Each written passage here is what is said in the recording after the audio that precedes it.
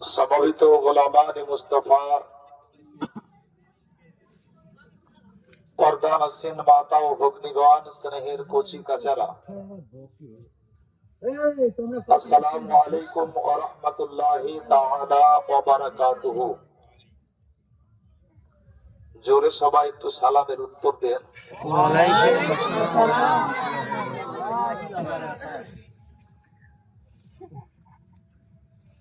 तमाम तारीफ ও প্রশংসা মহান আল্লাহ তাআলার জন্য, যিনি ওয়াহদাহু লা শারীকা লাহ, অর্থাৎ যিনি এক ও অদ্বিতীয়। যে মহান আল্লাহ তাআলা আশরাফুল মাখলুকাত করে আমাদের এই দুনিয়ায় পাঠিয়েছেন,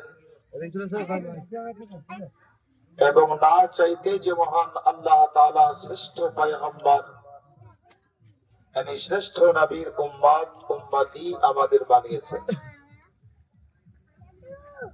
আসুন আরো কিছু শোনার পূর্বে আমরা সকলে মিলে মহব্বতে সে মহান আল্লাহ তাআলার প্রশংসা দিয়ে আগে বাড়ি।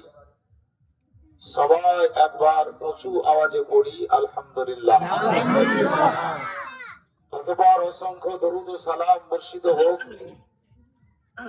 আমিনাল লাল মরুর দুলাল বিশ্বের হেলাল পাপী ও তাপির উদ্ধার কর্তা নবী মুস্তাফা মুহাম্মদুর রাসূলুল্লাহ সাল্লাল্লাহু তাআলা আলাইহি ওয়াসাল্লামের উপর।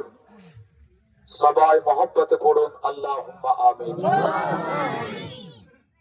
অত্যন্ত খুশির বিষয়, আজ এই পবিত্র মাহফিল ইসালে সওয়াবের উদ্দেশ্যে সাজানো হয়েছে। ইসালে সওয়াব অর্থাৎ নেকি পৌঁছে দেওয়া। আজকের এই মাহফিলের মুখ্য উদ্দেশ্য হচ্ছে দোয়া। দোয়া যে মা হারিয়েছে সেও করতে পারত একাই, তার কারণ যার মা ইন্তেকাল করেছে সে যদি মায়ের জন্য আল্লাহর নিকটে দোয়া করে সেটা কবুল হবে না তা নয়, শরীয়তের আলোকে সেটা গ্রহণযোগ্য নয় তা নয়, সেটাও গ্রহণযোগ্য। কিন্তু উনি আত্মীয় স্বজন প্রতিবেশীকে ডেকে দোয়ার মাহফিলের আয়োজন করেছেন, এবং আপনারাও এই বাড়িতে এসে উপস্থিত হয়েছেন। দেখুন, দোয়া আপনারা আপন আপন বাড়িতে বসেও করতে পারতেন। মসজিদে নামাজের শেষে জামাত শেষ করে আপনারা এই ব্যক্তির মায়ের জন্য দোয়া করতে পারতেন, কিন্তু মসজিদে দোয়া না করে আপনারা এই বাড়িতেই কেন দোয়ার উদ্দেশ্যে আসলেন? অর্থাৎ কোন মৃত ব্যক্তির বাড়িতে পৌঁছে সে ব্যক্তির জন্য দোয়া করা, এই নিয়ম আমরা পেলাম কোথায়? এটা আমাদের জানা খুব জরুরি। ইনশাআল্লাহুল আজিজ এর উপরে আলোকপাত করব এই নিয়ম, এই পদ্ধতি আমরা কোথায় পেয়েছি, কার থেকে শুরু। একজন মৃত ব্যক্তির জন্য দোয়া কে কে করতে পারে, কে কে দোয়া করলে পারে আল্লাহর কাছে গ্রহণযোগ্য, কাবিল ও কবুল, ইনশাআল্লাহ এর উপরও আলোকপাত করব। মওতটা আসলে কি, ইনশাআল্লাহ আমি শুরুতেই এর উপরে আলোকপাত করব। আমার পূর্বে দুইজন আলিমে দ্বীন, দুজনেই আপনাদের ইমাম, আর আমি হচ্ছে আপনাদের প্রাক্তন ইমাম। তবে আলহামদুলিল্লাহ যদিও এলাকা থেকে চলে গিয়েছি, কিন্তু আপনাদের মনে এখনো আমি আছি। এর জন্য আমি আপনাদের সকলকে আন্তরিক ধন্যবাদ জানাই। যদিও দুইজন আলিমে দিন বক্তব্য রাখলেন, নাত মানকাবাত পড়লেন, একটা ডিমান্ড আমার উপর থেকেই গেছে চিরদিন, আজকেও আছে। নাত যেই পড়ুক, যদি আমি নাতে পাক না পড়ি তো মন ভরে না, সরাসরি বললাম। তো আমার একটা আদাত অভ্যাস আছে বক্তব্যের শুরুতে নাতে পাক পড়া। এখন নাতে পাক যেখানেই পড়ি মানুষের কাছে পৌঁছে যাচ্ছে। দুদিন আগে গিয়েছিলাম কুচবিহার, তো ওখান থেকে মায়েদের পক্ষ থেকে একটা চিঠি আসলো, একটা নাতের ডিমান্ড, হুজুর একটা নাত পড়বেন আব্দুল্লাহর ওই বাড়িতে। মানে কুচবিহার হলদিবাড়ি আমি যেখানে গেছিলাম শান্তিনগর, সেখানে আমি প্রথমবার গেলাম, কিন্তু আমি যাবার আগে আমার নাতে পাক পৌঁছে গিয়েছে। তো একটা ডিমান্ড থেকেই যায় ইনশাল্লাহ। তো যদিও সোশ্যাল মিডিয়াতে শুনে থাকেন আপনারা, এর পরেও পড়বো, তার কারণ শুনে থাকলে তো আরো ভালো, পড়তেও আপনারা পারবেন। আসুন বাংলা জবানে নাতে পাক শোনার আগেই আরো একবার এই মাহফিলের সৌন্দর্যকে বৃদ্ধি করার উদ্দেশ্যে এবং নিজ নিজ আমলনামাতে নেকি বাড়িয়ে নেওয়ার উদ্দেশ্য নিয়ে একবার মহব্বতে দরুদ পড়বেন ওই নবীর উপরে, যেই নবীকে আল্লাহ তাআলা আমাদের দরুদ শোনার ক্ষমতা দিয়েছেন, ইখতিয়ার দিয়েছেন। মুআজ্জাজ মুহতারাম, তার কারণ নবী পাক আকা মুস্তাফা যখন মায়ের গর্ভে ছিলেন, নবী পাক আকা মুস্তাফা মায়ের গর্ভে হতে আল্লাহু আকবার তাকদীরকে লিখত যে কলম চলতো, ওই চলা কলমের আওয়াজ আকা মুস্তাফা মায়ের পেট হতে শুনতে পেতেন।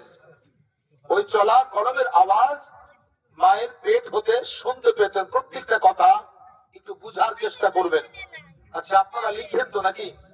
আচ্ছা লিখলে পারে কলম যে চালান, কলমের দেখবেন রিফিল, এর মাথাতে একটা বল থাকে, এত বাবা, এটা ঘোরে তারপর লেখা হয়, এটা জাম হয়ে গেলে কিন্তু লেখা হবে না। আচ্ছা এই যে ঘুরছে আপনার, এর আওয়াজটা আপনার কান পর্যন্ত পৌঁছায়, আপনি শুনতে পান? শুনতে আপনি পান না। আল্লাহু আকবার। কিন্তু নবী পাক আকা মুস্তাফা সাল্লাল্লাহু আলাইহি ওয়াসাল্লাম উনি যখন মায়ের গর্ভে ছিলেন, তো আল্লাহর হুকুমে কলম চলতো লহে মাহফুজে, আর উম্মত উম্মতের তাকদীরকে, মানে আল্লাহর বান্দা বান্দির তাকদীরকে ও কলম লিখতো, আর ওই চলা কলমের আওয়াজ নবী আকা মুস্তাফা মায়ের পেট হতেই শুনতেন। সুবহানাল্লাহ। শোনা আর আম ব্যক্তির শোনা একরকম নয়। নবীর শোনা আম ব্যক্তির শোনা একরকম কখনোই হতে পারে না। এর জন্য 1400 শতাব্দীর মহান মুজাদ্দিদ মুজাদ্দিদ দ্বীন মিল্লাত সাইয়্যিদি সরকার আলা হযরত উনি কলম ধরে লিখতে আছেন, দূর ও নজদীক কে শুননে वाले ও কান কানে লালে কারামত পে লাখো সালাম। আপনাদের ইমাম সাহেব নারা লাগালেন মাসলাকে আলা হযরত। কেন মাসলাকে আলা হযরতের নারা কেন? আসলে আলা হযরত হচ্ছেন ও শখসিয়ত, আলা হযরত হচ্ছেন ও ব্যক্তি যিনি কলম ধরে আল্লাহু আকবার কলম চালিয়ে আকা মুস্তাফার শান ও আসবাব এবং শরীয়ত কি মাশাআল্লাহ খুব সহজ করে উম্মতে মুহাম্মাদের কাছে পৌঁছে দিয়েছে। সুবহানাল্লাহ। আর আল্লাহ রাসূল বলেছেন, মান ইউজাদ্দিদু লাহা দীনাহা জাদ্দাদা ইউজাদ্দিদু জাদ্দাদান। এর মানে হচ্ছে কাটনা, আলাদা করনা। নবী বলেন প্রত্যেক শতাব্দীতে আল্লাহ তাআলা আমার উম্মতের জন্য একজন করে মুজাদ্দিদ পাঠাবেন, যে মুজাদ্দিদের কাজ হবে দ্বীনের মধ্যে যত খারাপি এগুলোকে দূর করে দিয়ে সাফ সুতরা দ্বীন উম্মতের কাছে পৌঁছে দেবে। এটা হচ্ছে মুজাদ্দিদের কাজ। ওই মুজাদ্দিদ হচ্ছেন সরকারে আলা হযরত। ওয়াজিব মুহতারাম ইনশাআল্লাহ আলোচনা রাখবো। মুহাব্বতে বদরুদে পাক বলেন আল্লাহুম্মা সাল্লি সাইয়্যিদিনা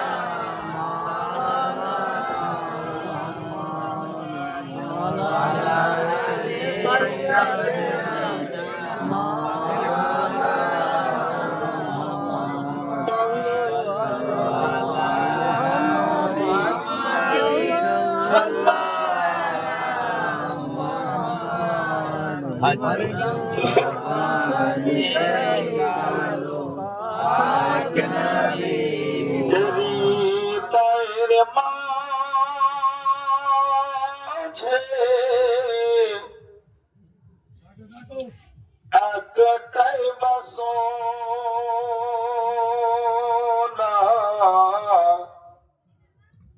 যাব আমি সোনার মদিনা। হৃদয়ের মাঝে একটাই বাসনা, যাব আমি সোনার মদিনা। হৃদয়ের মাঝে একটাই বাসনা, যাব আমি সোনার মদিনা। যাব আমি সোনার মদিনা। আমরা সবাই নবীর দিওয়ানা, যাব মোরা সোনার মদিনা। আমরা সবাই নবীর দিওয়ানা, যাব মোরা, বলুন, সোনার মদিনা। যাব মোরা সোনার মদিনা। কে আশা আছে স্বপ্ন মনে, নেই যে আমার সাফিনা, নেই যে আমার সাফিনা। থাকতো যদি দুইটি ডানা, থাকতো যদি দুইটি ডানা, উড়িয়া যেতাম সোনার মদিনা। আমরা সবাই নবীর দিওয়ানা, যাব মোরা আর মোহব্বতে, যাব মোরা সোনার মদিনা। মরণ দিও গো মদিনার মাটিতে, ইয়া ইলাহি রব্বানা, ইয়া ইলাহি রব্বানা। মুখেতে দরুদার সালামের নজরানা, মুখেতে দরুদার সালামের নজরানা, পৌঁছে দেব আমি সোনার মদিনা। মুখেতে দরুদার সালামের নজরানা, পৌঁছে দেব আমি সোনার মদিনা। আমরা সবাই নবীর দিওয়ানা, যাব মোরা সোনার মদিনা। মাশাআল্লাহ, আলহামদুলিল্লাহ। মুআজ্জাজ, আজ যে আয়াত কারিমা আমি তেলাওয়াত করেছি পবিত্র কোরআন কারীম হতে, ইতিপূর্বে এনারা দুজনও আয়াত কারিমার প্রথম অংশ তেলাওয়াত করেছেন। আমি পূর্ণ আয়াতটাই তেলাওয়াত করেছি, তার কারণ এই পূর্ণ আয়াতের 4টি চ্যাপ্টার আছে, 4টি অধ্যায়ের উপরে আল্লাহ তাআলা আলোচনা রেখে দিয়েছেন। মুআজ্জাজ মুহতারাম, আল্লাহ তাআলা বলেন কুল্লু নাফসিন যায়িকাতুল মাউত, প্রত্যেকটা নফসকে মওতের স্বাদ গ্রহণ করতে হবে। এতে কারো দ্বিমত আছে? কারো দ্বিমত নাই, থাকবে না। नबी पाक पर अल मौत कुल्लु नफ्सिन शारिबुहा, मौत एक ऐसी शराब है जिसे हर एक को पीना है। मौत एमन शराब, मौत एमन सुधा যা প্রত্যেককে পান করতে হবে। নবী পাক আকা মুস্তাফা বলেন, আল মাউতু কুল্লু নাফসিন বাবুন ইউদাখিলুহা, मौत एक ऐसी दरवाजा है जिसे हर एक को पार करना है। मौत এমন একটা দরওয়াজা যে দরজা দিয়ে প্রত্যেককে আপনার পার হতে হবে। আল্লাহু আকবার। মুআজ্জিজ সাহাবায়ে কেরাম, এরপরে নবী পাক আকা মুস্তাফা বলেন, আল মাউতু নবী পাক আকা মুস্তাফা বলেন, আল কবরু রাউযাতুম মিন রিয়াজিল জান্নাহ ওয়া হুফরাতুম মিন হুফারিন নার। মৌত, আল্লাহু আকবার, আপনার হবে। আপনার ইন্তেকালের পরে আপনার আত্মীয়-স্বজন আপনাকে তাড়াতাড়ি করে গোসল দেওয়াবে, গোসল দিয়ে আপনার কাফন পরাবে, কাফন পরানোর পরে জানাজার শেষে আপনাকে কবরে দাফন করবে। নবী পাক আকা মুস্তাফা বলেন, আল কবরু রাউযাতুম মিন রিয়াজিল জান্নাহ ওয়া হুফরাতুম মিন হুফারিন নার। কবর কারো জন্য বড় ভয়ানক জায়গা হবে, তার কারণ কবর কারো জন্য জাহান্নামের গর্তের মধ্যে একটা গর্ত হবে, আবার কবর কারো জন্য জান্নাতের বাগানের মধ্যে একটা বাগান হবে। আল্লাহু আকবার। মুআজ্জিজ মুহতারাম, এই মওত কারো জন্য বড় দর্দনাক, কারো জন্য আপনার বড় ভয়ানক হবে, আবার মওত কারো জন্য আপনার আসান হবে। এমন কোন ব্যক্তি আছে বিরাদর মওতের নাম শুনে আপনার ভয় করে না? এমন কোন ব্যক্তি আছে মুসলমান যে মওতের নাম শুনে আপনার কলিজা কাঁপে না? আল্লাহু আকবার। দুনিয়াতে বড় বড় তালিসমান, দুনিয়াতে বড় বড় বাহাদুর, দুনিয়াতে বড় বড় পারওয়ার, মওতের নাম শুনলে আপনার দিল কাঁপে। কিন্তু শুনুন বিরাদর, দুনিয়াতে এমন তালিসমান আপনার গুজরেছে, দুনিয়াতে আপনার এমন পারওয়ার গুজরেছে, দুনিয়াতে এমন বাহাদুর গুজরেছে যে মওতকে ভয় করে, বরং মওতকে ওয়েলকাম স্বাগতম জানিয়েছে। আপনি অবাক হয়ে যাবেন, বলে মাওলানা মওতকে ওয়েলকাম জানিয়েছে, এরকম ব্যক্তি আছে? বলে হ্যাঁ হ্যাঁ, এরকম ব্যক্তি আছে। আল্লাহু আকবার। তারিখ উঠান হযরত বেলাল হাবশী রাদিয়াল্লাহু তাআলা আনহু, ওনার যখন ইন্তেকালের সময় হলো, মওতের জাকামদারি শুরু হয়েছে বিরাদর, হযরত বেলাল হাবশীর মাথার কাছে ওনার বিবি সাহেবা বসে আছে। আল্লাহু আকবার। হযরত বেলাল হাবশীর বিবি সাহেবা হযরত বেলালকে দেখতে আছে। আশিকে নবী বেলাল, আজ বেলালের ইন্তেকাল হবে, আজ বেলাল ইন্তেকালের দরগোড়ায়, আজ বেলাল দুনিয়া ছেড়ে যাবে। যে দুনিয়া ছেড়ে আপনার কেউ যেতে চাই না, দুনিয়াতে সবাই থাকতে চায়, কিন্তু মুসলমান দুনিয়া তো ছাড়তে হবে। হযরত বেলাল হাবশী রাদিয়াল্লাহু তাআলা আনহু হঠাৎ করে বিরাদর হযরত বেলাল চিৎকার দিয়ে বলতে আছে, এ মौत जल्दी आना, काहे को इतना देर लगाया, मैं बेलाल तेरी इंतजार में हूं। सुभान अल्लाह, बोलो सुभान अल्लाह। बेलाल ने फरमाया, मौत जल्दी आ, मैं तो तेरी ही इंतजार में हूं, काहे को इतना देर लगाया। बेलाल के बीबी साहिबा ने फरमाया, कहा, हे मेरे सरताज, क्या आपको मौत से डर नहीं, आपको मौत से डर नहीं लगता?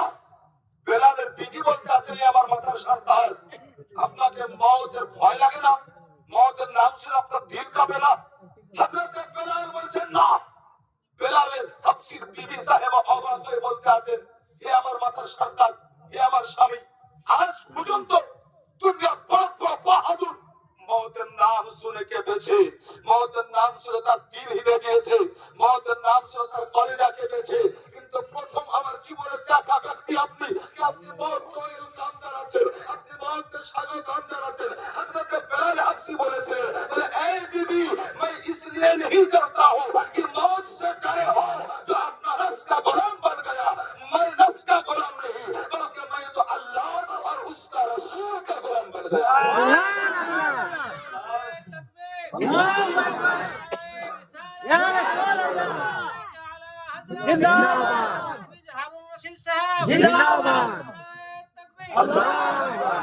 अल्लाह आपको सलामत रखे।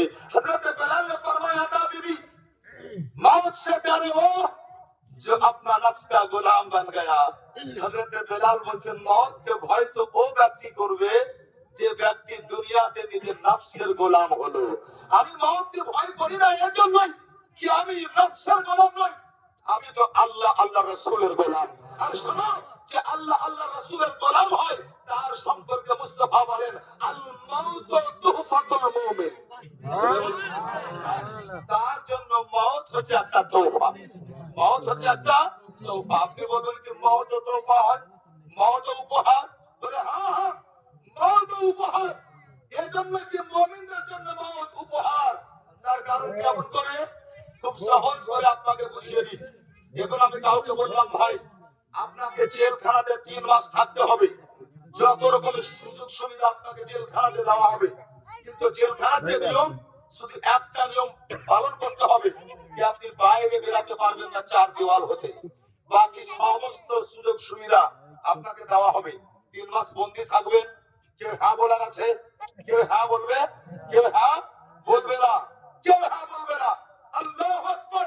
আদ-দুনিয়া সিজনুল মুমিন ওয়া জান্নাতুল কাফির। কাফিরদের জন্য দুনিয়া জান্নাত, আর মুমিনদের জন্য আপনার দুনিয়া হচ্ছে জেলখানার গায়ে। আল্লাহু আকবার। আপনি যেমন জেলখানাতে থাকতে পছন্দ করেন না, তো মুমিন দুনিয়াকে পছন্দ করে না। মুমিন তো দুনিয়াকে জানে কি দুনিয়া মাত্র কয়েকদিনের, তার কারণ মুমিন তো কোরআন পড়ে, মুমিন তো আপনার কোরআনে দিল লাগায়, মুমিন তো কোরআনে চোখ রাখে। আল্লাহু আকবার। মুআজ্জিন মুহতারাম, আর কোরআন শরীফে চোখ রাখার ফলে মুমিন জানে আল্লাহু আকবার এই দুনিয়া মাত্র কয়েকদিনের জন্য। আসল দুনিয়া তো ও দুনিয়া যে দুনিয়াতে আল্লাহু আকবার আর মওত আসবে না, আর মওত আপনাকে গ্রাস করবে না। যে মওত সম্পর্কে দুনিয়া সম্পর্কে আল্লাহ তাআলা কোরআনে বলেছেন আবকা, অর্থাৎ যেটা বাকি থাকবে। আল্লাহু আকবার। তাই বিলাল হাবশি বলতে আছেন, বলে এ বিবি আমি মওতকে ভয় করি না এর জন্য কি মওত তো আমার জন্য তওফা। তার কারণ অনেক দিন হলো এই চোখ দিয়ে আমি মুস্তাফাকে দেখি নাই, অনেক দিন হলো এই চোখ দিয়ে আমি আকা মুস্তাফার জিয়ারত করি নাই। বলে এ বিবি মওত আমার জন্য কত বড় তওফা।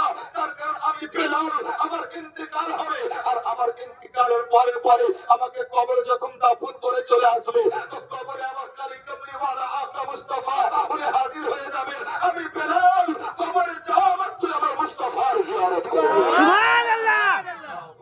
ও বিলাল, যিনি মুস্তাফার জিয়ারতকে আপনার এত পছন্দ করতেন, বিলাল জানতেন কি কবরে যাব তো মুস্তাফার জিয়ারত হবে। আপনারা কি বলেন? কবরে মুস্তাফা হাজির হবে কি হবে না? হবে। কবরে মুস্তাফা হাজির হবে। আচ্ছা, কবরের প্রশ্নকে কেউ অস্বীকার করতে পারে? অস্বীকার করলে ঈমান থাকবে? থাকবে না। তার কারণ বুখারীতে আছে কবরে মানুষ যাবে, তো কবরে যাওয়ার পরে 3টি প্রশ্ন হবে। 1 নম্বর প্রশ্ন, মান রব্বুকা, তেরা রব কौन, মা দীনুকা, তেরা দীন क्या है, মা কুনতা তাকুলু ফি হক্কি হাযা রাজুল, बता जब तक तू दुनिया में था इस मर्द के बारे में क्या कहता फिरता था। सुभान अल्लाह। 3 নম্বর প্রশ্ন বড় ডিফিকাল্ট, 3 নম্বর প্রশ্ন বড় ক্রিটিক্যাল, 3 নম্বর প্রশ্ন বড় ভাইটাল, 3 নম্বর প্রশ্ন বড় গুরুত্বপূর্ণ। তার কারণ আপনাকে প্রশ্ন হবে যতদিন দুনিয়াতে ছিলে মুহাম্মদ সম্পর্কে তুমি কি বলবে? মুহাম্মদ সম্পর্কে তোমার ধারণা কি ছিল? মুহাম্মদ সম্পর্কে তুমি কি মন্তব্য করতে? নবী আমার মতো, আস্তাগফিরুল্লাহ মাআযাল্লাহ, আমরা নবীকে আমার মতো মনে করি না। বলে নবী গায়েব জানে না? না, আমি সুন্নি নবীর দিওয়ানা, আমার বিশ্বাস এটা আকীদা এটাই যে নবী পাক আকা মুস্তাফা গায়েবের খবর দিয়েছেন। বলে কি তুমি তোমার দুনিয়াতে বাঁচা অবস্থায় যতদিন ছিলে দুনিয়াতে নবী সম্পর্কে আল্লাহু আকবার নবী শুধু মাটি? বলে না, আমার আকীদা তো এটাই মাটি এবং নূর দ্বারা আল্লাহ তাআলা নবীকে সৃষ্টি করেছেন। সুবহানাল্লাহ। প্রশ্নতে পাস করলো তো তার ঈমান সালামত আছে, ও ব্যক্তি কবরে আপনার জান্নাতের বিছানা পেল। আর যে ব্যক্তি এই প্রশ্নতে পাস করতে পারলো না, তো ও ব্যক্তির আযাব আপনার কবর থেকে শুরু হয়ে গেল। নবী পাক বলেন আল কবরু রাউযাতুম মিন রিয়াজিল জান্নাহ ওয়া হুফরাতুম মিন হুফারিন নার। কবর किसी के लिए जहन्नम के गड्ढों में से काटे होंगे। জাহান্নামের গর্ত কি জানেন? জাহান্নামে একটা গর্ত আছে, জাহান্নামে একটা গর্ত, কিন্তু গর্তের ভিতরে একটা গর্ত আছে। বানিয়ে বলছি না, দূর দূর পর্যন্ত আওয়াজ যাচ্ছে, নোট করো। জাহান্নামের গর্তের ভিতরে একটা গর্ত আছে, যেটা কোরআন শরীফে আছে। যে গর্তের নাম বলা হচ্ছে গাইয়া। যে গর্তের নাম গাইয়া। গাইয়া গর্তটা কেমন জানেন? আল্লাহু আকবার। যখন জাহান্নামের আগুন ধিমিয়ে যায়, জাহান্নামে কি আছে? যেমন কি আছে? জাহান্নামে আপনার শুধু আগুনই আগুন আছে বেরাদার। জাহান্নামের কোন দেওয়াল যদি বিন্দু মাত্র ছিদ্র করে দেওয়া হয়, আর ওই বিন্দু মাত্র ছিদ্র দ্বারা যদি জাহান্নামের আগুনের তাপ দুনিয়াতে পৌঁছায়, আল্লাহর কসম আপনার কিয়ামত পর্যন্ত দুনিয়াতে আর কোনো ফসল পানি হবে না, মানুষ ঠিকঠাক থাকতে পারবে না। আল্লাহু আকবার। মুসলমান, ওই জাহান্নামের আগুন আপনার কবরে ফিট করা হবে। গাইয়া কাকে বলে আপনাকে বুঝাচ্ছি বিরাদার। তবে তার আগে একটু আপনার আগে চলুন। হযরত আলী রাদিয়াল্লাহু তাআলা আনহু, আল্লাহু আকবার, মুআজ্জিন মুহতারাম, ওনার অর্ধাঙ্গিনী আকা মুস্তাফার কলেজের টুকরা বিরাদার হযরত মা ফাতিমা তুজ জাহরা রাদিয়াল্লাহু তাআলা আনহা ইন্তিকাল ইন্তেকাল হয়েছে। যে ফাতেমা সম্পর্কে নবী পাক আকা মুস্তাফা বলতেন, ফাতেমা বিদআতুম মিন্নি ফামান আকদাবানি ফামান আকদাবাহা আকদাবানি। যে ব্যক্তি আমার ফাতেমাকে নারাজ করলো, সে ব্যক্তি কেন আমাকে নারাজ করলো? তার কারণ ফাতেমা হচ্ছে আমার কলিজার টুকরা। সুবহানাল্লাহ। হযরত আলী রাদিয়াল্লাহু তাআলা আনহু মা ফাতেমার কবরটা জিয়ারত করে আসেন। মা ফাতেমার কবর জিয়ারত করে আসেন পর 4 দিন। সুবহানাল্লাহ। বলুন কয়দিন বললাম? 4 দিন। 4 দিন পর জিয়ারত করে আসেন। আল্লাহু আকবার। 4 দিন জিয়ারত করে ফিরছেন হযরত আলী। আর মা ফাতেমার কবরটা জিয়ারত করে ফেরার পথে একটা নতুন কবর আপনার হযরত আলীর চোখে পড়লো। সুবহানাল্লাহ সুবহানাল্লাহ। সামনে আপনার নতুন কবর দেখা। হযরত আলী ওই কবরের পাশে দাঁড়িয়ে গিয়ে বলতে আছেন, আহলে কবর তেরা খবর বতা। এ আহলে কবর, এ কবরবাসী তোর খবর বল। আচ্ছা, গোরস্থানের ধার দিয়ে আপনারা কোনদিন হেঁটে গিয়েছেন? অনেকবার হেঁটে গিয়েছেন। আল্লাহু আকবার। কোনদিন মুর্দা আপনাদের সাথে কথা বলেছে নাকি? কোনদিন কথা বলেনি। কোনদিন মুর্দার কথা কানে শুনেছেন নাকি? শুনেন কি বিরাদার? কালকে সকালে যদি আপনি ফকির পাড়া গোরস্থান গিয়ে আপনার কোন কবরের পাশে দাঁড়িয়ে বলেন, বলে এই কবরবাসী তোর খবর বল, আপনার কথায় কবরবাসী খবর বলবে নাকি? কোনো গ্যারান্টি নাই। কিন্তু আলী যেমন তেমন ব্যক্তি না, আলী হচ্ছেন আল্লাহ পাকের ওলি। সুবহানাল্লাহ। ওলিদের পাওয়ার আল্লাহ তাআলা আলাদা দিয়েছেন। ওলিদের পাওয়ার এত দিয়েছেন বিরাদার, আমার নবী বলেন, ইত্তাকু ফিরাশাতাল মুমিন ফাইন্নাহু ইয়ানজুরু বিনুরিল্লাহ। যারা আল্লাহ পাকের ওলি হয়ে যান, ওনাদের জাকাত আর আম জাকাত থাকে না। ওনাদের জাকাত এত পাওয়ারফুল হয় যে ওনারা দেখেন তো আল্লাহর কুদরতি চোখ দ্বারা দেখে। সুবহানাল্লাহ। যার জন্য কিছু আড়াল থাকে না, সব আপনার ওপেন হয়ে যায়। আল্লাহু আকবার। হযরত বাইজিদ বুস্তামি আলাইহিস সালাম উনি গাউসে পাকের জামানার আগে, গাউসে পাকের আগে, বড় করে আব্দুল কাদের জিলানীর আগে দুনিয়াতে এসেছেন। উনি আপনার একটা গোরস্থানের ধার দিয়ে যাচ্ছিলেন। আল্লাহু আকবার। হঠাৎ করে মুরিদরা আছে সাথে, উনি দাঁড়িয়ে গিয়ে বলতেছেন, এই কবরবাসী হাফিজে কোরআন আপনারা খবর বাতা। জোরে বলেন সুবহানাল্লাহ। আল্লাহু আকবার। আল্লাহর ওলি বলেন, এই আহলে কবর হাফিজে কোরআন কত দূরের খবর ভাবতে পারেন? উনি বলতে আছেন, বলে হাফিজে কোরআন মানে ওটা একজন হাফিজ সাহেবের কবর। ওই কবরে একজন হাফিজে কোরআন শুয়ে আছেন। আল্লাহ ওলি হযরত বাইজিদ বুস্তামি আলাইহিস সালাম বলছেন, এই হাফিজে কোরআন খবর বল। মুরিদারা বলছেন, হুজুর এই কবর কবে হয়েছে? কবরের কোনো নাম নিশানা নাই, একবার সমতল হয়ে গেছে। আর আপনি এখানে দাঁড়িয়ে বলছেন হাফিজে কোরআন খবর বল। তো হুজুর এটা হাফিজে কোরআনের খবর? হযরত বাইজিদ বুস্তামি বলছেন, হ্যাঁ এটা হাফিজে কোরআনের খবর কবর। আর তোমরা কবরের কথা বলছো? আমি বাইজিদ এখানে দাঁড়িয়ে দাঁড়িয়ে প্রত্যেকটা কবরের খবর পর্যন্ত বলে দিতে পারি। সুবহানাল্লাহ। কিন্তু আগে হযরত বলছিলেন কি, হযরত উসমান উনি কবর দেখতেন তো কান্না করতেন। হযরত উসমান এত কান্না করতেন, আল্লাহু আকবার, চোখের পানিতে আপনার দাড়ি মুবারক ভিজে যেত। কখনো কখনো কাউকে মাটি দিয়েছে, এমন ভাবে কান্না করতেন কি ঘন্টার পর ঘন্টা ওনার কান্না থামতো না। একদিন সাহাবায়ে কেরামগণ শিকায়াত করলেন, হুজুর আজ আপনার উসমানকে থামানো যায় না, বাচ্চাদের মতো কেঁদে যাচ্ছে যতক্ষণ মাটি দিয়ে এসেছে। আল্লাহ নবী বললেন কি, আমার উসমানকে কেউ থামায় না, আমার উসমানকে কান্না করতে দাও, আমার উসমানকে কান্না করতে দাও। এজন্যই, তার কারণ তোমরা কবর দেখো, আর আমার উসমানকে তো আল্লাহ পাওয়ার দিয়েছেন। আমার উসমান তো কবরের খবর পর্যন্ত দেখেন। জোরে বলেন সুবহানাল্লাহ। আমার নবী বলেছেন হযরত উসমান কবরের খবর দেখেন। আল্লাহু আকবার। বেরাদার, এবার বলুন কোন সাহাবীর দেখা, কোন ওলির দেখা আর আম মুসলমানের দেখা এক হতে পারে? এক হতে পারে না। যদি ওলির দেখা আর আম মুসলমানের দেখা এক হতে না পারে, তো খাস আল খাস আকা মুস্তাফার দেখা আর আম কোন মৌলবি, কোন মোল্লা, কোন আম পাবলিকের দেখা সমান হতে পারে? সমান হতে পারে না। জোরে বলুন, সমান হতে পারে না। আমাদের আকীদা এটা যে আল্লাহ তাআলা নবীকে পাওয়ার দিয়েছেন, নবীকে দেখারও ক্ষমতা দিয়েছেন কি আকা মুস্তাফা আপন রওজা হতে আমাদেরকে দেখার ক্ষমতা রাখে।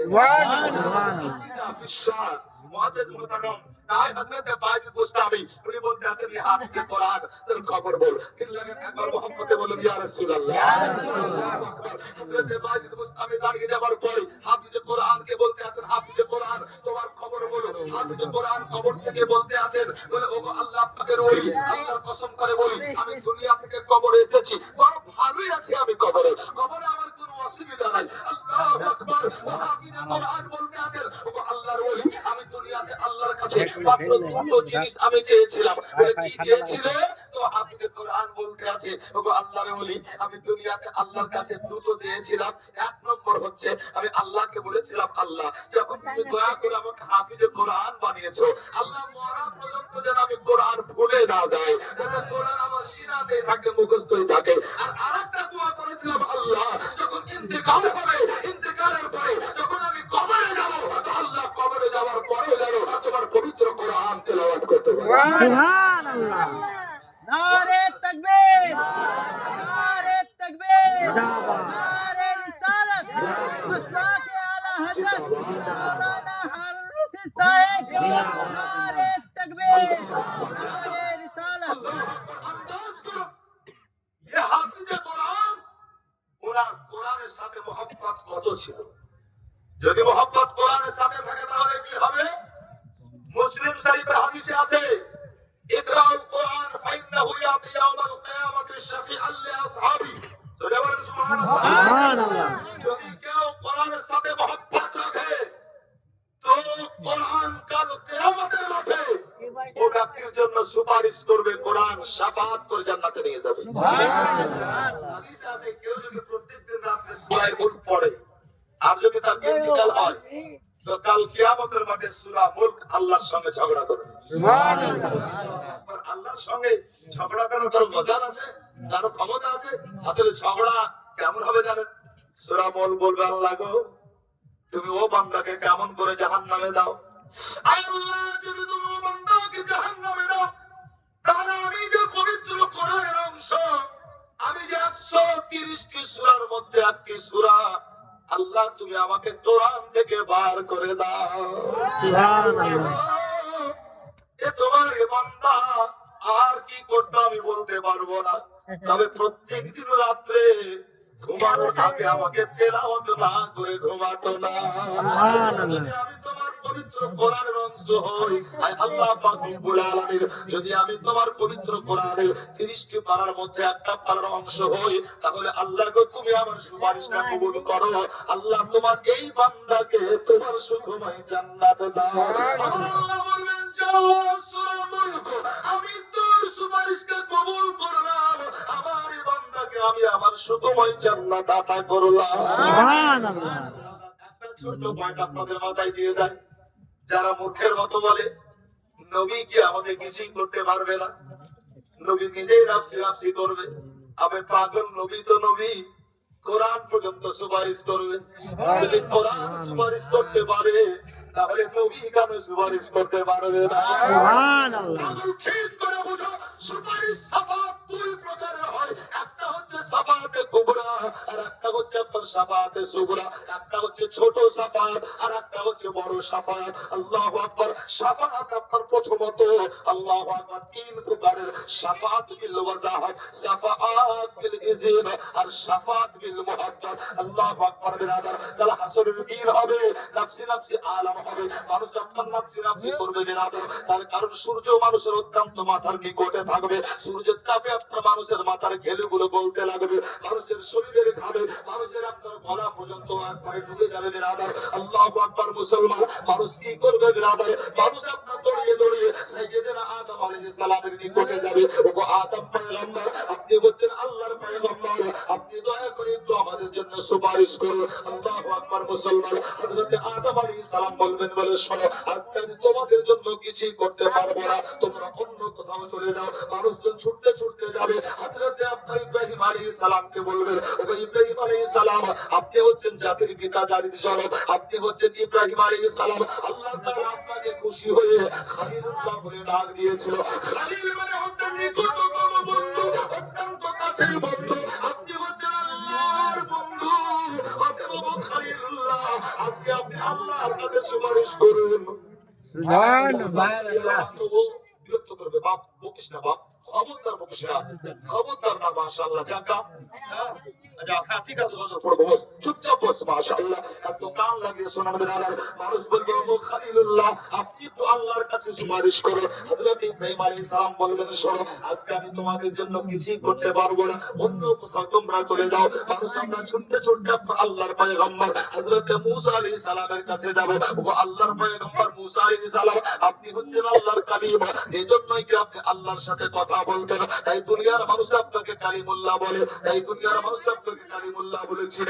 আজ আপনি আমাদের জন্য কিছু করুন। নবী মূসা কালিমুল্লাহ বলবেন শোনো, আজ এই দিনে আমি কিছুই করতে পারবো না, তোমরা কি দেখো না লিল্লাহিল ওয়াহিদুল কাহার, আজ আল্লাহ তাআলা যার আকবর গম্ভীর নিয়ে, আল্লাহ তাআলা জালাল ও কাহার নিয়ে আপন আসন দখল করেছেন। অতএব আমি আজকে কিছুই করতে পারবো না। আপনারা মানুষ ধরতে ধরতে আপনার মানুষ থেকে হযরত ঈসা আলাইহিস সালামের কাছে, ও ঈসা আলাইহিস সালাম আপনি একটু কিছু করুন না কেন? হযরত ঈসা আলাইহিস সালাম বলবেন বলে শোনো, আজকে আমি তোমাদের জন্য কিছুই করতে পারবো না, তবে একটা ঠিকানা দিই, ওই ঠিকানায় তোমরা চলে যাও। যদি তোমরা যাও তো তোমরা খালি হাতে ফিরবে না। হযরত ঈসা পয়গম্বর বলবেন শোনো, তোমরা এখানে ওখানে ছুটাছুটি না করে সোজা নবীর দরবারে চলে যাও। সুবহানাল্লাহ। আকা মুস্তাফার দরবারে যাবে মানুষ, বলবেন ইয়া রাসূলুল্লাহ, নবী গো, আজকে নফসি নফসি আলাম, আজকে আমরা কত কষ্টে আছি ইয়া রাসূলুল্লাহ, আপনি একটু কিছু করুন না কেন? আমার নবী বলবেন না বলে আমি পারবো না, বরং আমার নবী বলবেন শোনো, আর তোমাদের কাউরির কাছে যেতে হবে না, আমি মুহাম্মদ, আমারই কাজ হচ্ছে এটা। সুবহানাল্লাহ। আল্লাহ পায়, আল্লাহ পয়গম্বর সিজদায় যাবে, সিজদায় যাবে। আর যখন সিজদায় যখন যাবে আল্লাহ তাআলা কি করবেন? মুস্তাফাকে ইজাজত দিবেন, হাবিব সিজদা থেকে মাথা উঠাও, আমি তোমাকে অনুমতি দিলাম, সুপারিশ আরম্ভ করো। শাফাত বিল ইজন, একে বলে শাফাত বিল ইজন। আল্লাহ তাআলা অনুমতি দিবেন, আর নবীকে অনুমতি দেওয়ার পরে শাফাতের কাজ শুরু হবে, তার আগে পর্যন্ত শুরু হবে না। না। কোন মোল্লা কোন মুন্সি এটা অস্বীকার করতে পারে না। এ হচ্ছে শাফাতের টুকরা। আর কোরআন শাফাত করবে হচ্ছে শাফাতের সুগরা, মসজিদ শাফাত করবে শাফাতের সুগরা, মাদ্রাসা শাফাত করবে শাফাতের সুগরা, আল্লাহু আকবার, হজ শাফাত করবে শাফাতের সুগরা, রোজা আপনার শাফাত করবে শাফাতের সুগরা। অতএব নবী শাফাত করবে। আল্লাহু আকবার বলতেছিলাম কি, হযরত বাইজিদ মুস্তামি আলাইহির রহমাত হাফিজে কোরআনকে জিজ্ঞাসা করলো, হাফিজে কোরআন বলছেন ও আল্লাহর ওলি, আমি দুনিয়াতে আল্লাহর কাছে দুটো জিনিস চেয়েছিলাম, এক যতদিন দুনিয়াতে বাঁচবো যাতে কোরআন ভুলে না যায়, যাতে কোরআন আমার মনে থাকে। দুই নম্বর হচ্ছে যখন আমি কবরে যাব, আমি কবরে আসার পরেও যেন আমি আল্লাহর কোরআন পড়তে পারি। হাফিজ কোরআন বলছেন ও আল্লাহর ওলি, আমি কবরে আসার পরেও আল্লাহ আমাকে ক্ষমতা দিয়েছেন, আমি কবরে বসে বসে আল্লাহর কোরআন পড়ি। সুবহানাল্লাহ। বলেন সুবহানাল্লাহ। পাগল, হাফিজে কোরআন যদি কবরে জিন্দা থাকে তাহলে হাফিজে কোরআনের চাইতে আমার নবীর সম্মান কম। কোন মুখে বলো যে নবী মরে গেছে, নবী বেঁচে গেছে, কোন মুখে বলো? পাগলের মতো। নবী যেটা বলেছে শুনুনি, আল্লাহর রাসূল বলেছেন ইন্নাল্লাহ হারামাহুমা আলাল আরদি আন তাকুলা আশহাদুল আম্বিয়া ফানাবিকুল্লাহ হাইয়ুল ইয়ারযুক। আল্লাহ তাআলা মাটির জন্য নবীদের দেহকে খাওয়া হারাম করে দিয়েছে। সুবহানাল্লাহ। হারাম।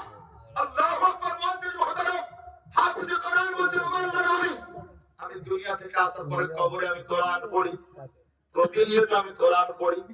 আল্লাহর ওলি বাইজিদ মুস্তামি বলতে আছেন তুমি কোরআন পড়ো বলে হাফিজে কোরআন বলছেন ও আল্লাহর ওলি, আমি কবরে আসার পরে একবার, দুইবার, তিনবার, চারবার করতে করতে লাগাতার আমি ৭২,০০০ বার কবরে এসে আমি আল্লাহর কোরআন শুরু থেকে শেষ পর্যন্ত খতম করেছি। সুবহানাল্লাহ। কত হাজার বার? ৭২,০০০ বার। আল্লাহর ওলি বাইজিদ মুস্তামি বলতে আছেন সুবহানাল্লাহ, সুবহানাল্লাহ। যেমনই আপনার সুবহানাল্লাহ বলা, হাফিজে কোরআন বলতে আছেন আল্লাহর ওলি, ছোট্ট একটা অনুরোধ ছিল। বলে কি বলো? বলে আমি ৭২,০০০ বার কোরআন পড়ে যত নেকি পেয়েছি, ও ওগুলো আমি আপনাকে দিয়ে দিলাম। আর আপনি যে একবার সুবহানাল্লাহ বলে যত নেকি পেলেন, ওই নেকিগুলো আপনি আমায় দিয়ে দিন। সুবহানাল্লাহ। আল্লাহু আকবার। কবরে গিয়ে আপনার ৭২,০০০ বার ওয়াজের মুহতারাম আল্লাহর কোরআন তেলাওয়াত করা, হে ব্রাদার, কিন্তু ওয়াজের মুহতারাম আল্লাহু আকবার, হে ব্রাদার, আর দুনিয়াতে একবার সুবহানাল্লাহ বলা অনেক পার্থক্য। হাফিজে কোরআন জানতে কারণ কি? কারণটা কোরআন থেকে শুনে নেন। আমার আল্লাহ তাআলা বলতে আছে, একদিন তোমাকে মরতেই হবে। কি বলে, ঠিক কিনা? আল্লাহর কথা সত্য। আল্লাহ যখন মরবো কেন তুমি জিন্দেগি দিলে? আল্লাহ রব্বুল আলামিন যখন মরতে হবে একদিন মরবো গো। যখন দুনিয়া ছাড়তে হবে তখন সাথে দুনিয়াতে কেন পাঠালে? এ দুনিয়াতে কত ভালো লাগে, এ দুনিয়াতে কত আনন্দে ঘুরে বেড়ায়। আবার আল্লাহ বলেন, বান্দা বান্দি রে, আমি মওতকে জন্যই তৈরি করেছি আর হায়াতকে জন্যই তৈরি করেছি। একটু কারণটা যদি জানতে চাও তাহলে আবার কোরআনটা একটু পড়ে দেখো না। আপনি মুসলমান, আল্লাহর কোরআন পড়ো, আল্লাহ তাআলার পবিত্র কোরআন 29 নম্বর পারা, 29 নম্বর পারাতে আপনি প্রথম আয়াতে কারিমা তেলাওয়াত করে দেখো। আবার আল্লাহ বলেন, আল্লাযী খালাকাল মাউতা ওয়াল হায়াতা লিয়াবলুয়াকুম আইয়ুকুম আহসানু আমালা। আবার আল্লাহ বলেন, বান্দা বান্দি রে, আমি হায়াত আর মওতকে জন্যই তৈরি করেছি। এই হায়াত আর মওত সৃষ্টি করার পিছনে কারণ তুমি হায়াত পেয়ে কত ভালো আমল করে তোমরা আমার কাছে আসতে পারো। আর মাশাআল্লাহ আমলের যাজা, আমলের আপনার ফলাফল, মাশাআল্লাহ আমলের যে আপনার আজর সওয়াব, আমলের যে আপনার খাটনির মজুরি, বুঝলেন না, খাটনির মজুরি, আমলের ফল দেওয়ার জন্য মওত, আমার ফল দেওয়ার জন্য আপনার মওত। আল্লাহু আকবার। কোথায় ছিলাম? হযরত আলী, তাই না? হযরত আলী, হযরত আলী রাদিয়াল্লাহু তাআলা আনহু উনি আপনার কবরের পাশে দাঁড়িয়ে আল্লাহু আকবার উনি বলতেছেন, আলে কবর কবর কয়দিন? 4 দিন। কে বলে কয়দিন? 4 দিন। 4 দিন তোমার কবর জিয়ারত করে আপনার ফিরলেন। আছে কোন কিতাবে? কি ওর আরবি কিতাব দুররাতুন নাসিহিন, মাশাআল্লাহ ওই কিতাবে আছে হযরত আলী এই কবরের পাশে দাঁড়িয়ে বলতেছেন, কবর বল। কিতাবে লেখা আছে কবরটা একজন মহিলা ছিল। ওই মহিলা বলতেছে, আলী আপনি আমার খবর জিজ্ঞাসা করছেন, আল্লাহর কসম যতদিন দুনিয়াতে ছিলাম, দুনিয়াতে থাকা অবস্থায় আমি আমার শরীরের কত যত্ন নিয়েছি। দুনিয়ার যত নামি দামি ব্র্যান্ডের ক্রিম সেগুলো কিনে আমি আমার ফেসে, আমি আমার চেহারাতে লাগিয়েছিলাম, যাতে এর রওনা, যাতে গ্ল্যামার কখনো নষ্ট না হয়। ওগো আলী, কিন্তু মাত্র 4 দিন চলছে আজ কবরে আসা। 4 দিনের মধ্যে আমার চেহারার সমস্ত মাংস, আমার শরীরের সমস্ত মাংস ঝরে গিয়েছে। যতদিন দুনিয়াতে ছিলাম, দুনিয়াতে থাকা অবস্থায় দুনিয়ার কত নামি দামি ব্র্যান্ডের শ্যাম্পু আমি আমার চুলে লাগাতাম।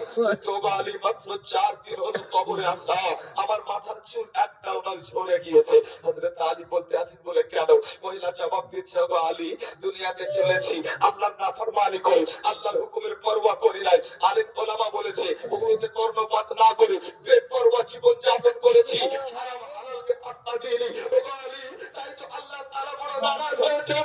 আর আমার যখন ইন্তেকাল হলো, ইন্তেকালের পরে যখন আমাকে কবরে রাখা হলো, আল্লাহ তাআলা আমার আযাবের জন্য একটা দুইটা করতে করতে রাতে কায়েত 99টা সাপ দিয়েছে আমার কবরে। ওগো আলী, এই সাপগুলো এত ভয়ানক, এই সাপগুলোর পিছে এত যন্ত্রণা, আল্লাহর ইজ্জতের কসম করে বলি, যদি একটা সাপ আমার কবর থেকে বেরিয়ে দুনিয়ার মাটিতে একবার দংশন করে যায়, খোদার কসম কাল কিয়ামত পর্যন্ত দুনিয়ার মাটিতে আর কোনো গাছ পালা উৎপন্ন হবে না। সুবহানাল্লাহ। এত ভয়ানক শাস্তি আপনার জন্য কবরে অপেক্ষা করতে আছে। এত ভয়ানক জায়গা আপনার, যে জাহান্নাম, যে জাহান্নাম ধিমিয়ে যায়। আর যখন জাহান্নামের আগুন ধিমিয়ে পড়ে তো আল্লাহ তাআলা গাইয়ার মুখটা খুলে দেয়। এই গাইয়ার মুখটা আল্লাহ তাআলা খুলে দেন। জাহান্নামের মধ্যে একটা গর্ত আছে, ওই গর্তটাকে গাইয়া বলে। আর ওই গর্ততে আগুনে আগুন, আর এত ভয়ানক আগুন কি জাহান্নামের বাকি অংশের আগুন যখন ধিমিয়ে যায়, এটার মুখ খুলে দেওয়া হয়। জাহান্নাম আবার দাও দাও করে চলে ওঠে। সুবহানাল্লাহ। সুতরাং যদি আপনার আমল খারাপ হয় আপনাকে জাহান্নামে যেতে হবে। জাহান্নামে আপনি যাবেন, জাহান্নামে কষ্টই কষ্ট, ক্ষুধা পিপাসা লাগবে, কিন্তু খাবার আপনাকে ঠিক আপনার মনের মতো দেওয়া হবে না। পিপাসা লাগবে, আল্লাহু আকবার সারা দিতে মুখ থেকে তার মুখে আপনার যত রকমের গন্ধ পুঁজ ঢালা হবে। আল্লাহ এগুলো তো মানুষের খাবার নয়। আল্লাহ পাক রব্বে কায়নাত জবাব দিয়েছেন এটাই খাবে, তার কারণ সে দুনিয়াতে আমার হুকুমকে একবারে পাগল করে দিয়ে আমার হুকুমের পরোয়া না করে ঢালা ভারে শরাব পান করেছে। জাহান্নামে কাউকে আপনার খাবার দেওয়া হবে, গরম কয়লা তার মুখে ভরা হবে, যা আপনার পায়খানার দাঁত দিয়ে নিচে নামবে। আল্লাহ এরকম এত ভয়ানক শাস্তি গেল, গরম কয়লা তো মানুষের খাবার নয়, বলে না এটাই খাবে। এজন্য কি দুনিয়াতে যতদিন ছিল সে সুযোগ পেয়ে ইতিমের মালকে ভক্ষণ করে নিয়েছে, গ্রাস করে নিয়েছে, আজকে গরম কয়লাই খাবে। আল্লাহু আকবার মুআজ্জিজ মুহতারাম, আগে জুলুমের আযাব জাহান্নামে কারো শাস্তি এরকম হবে। সুবহানাল্লাহ, গন্ধ যুক্ত আপনার পোকা লাগা মাংস তার সামনে রাখা হবে, এটাই খা।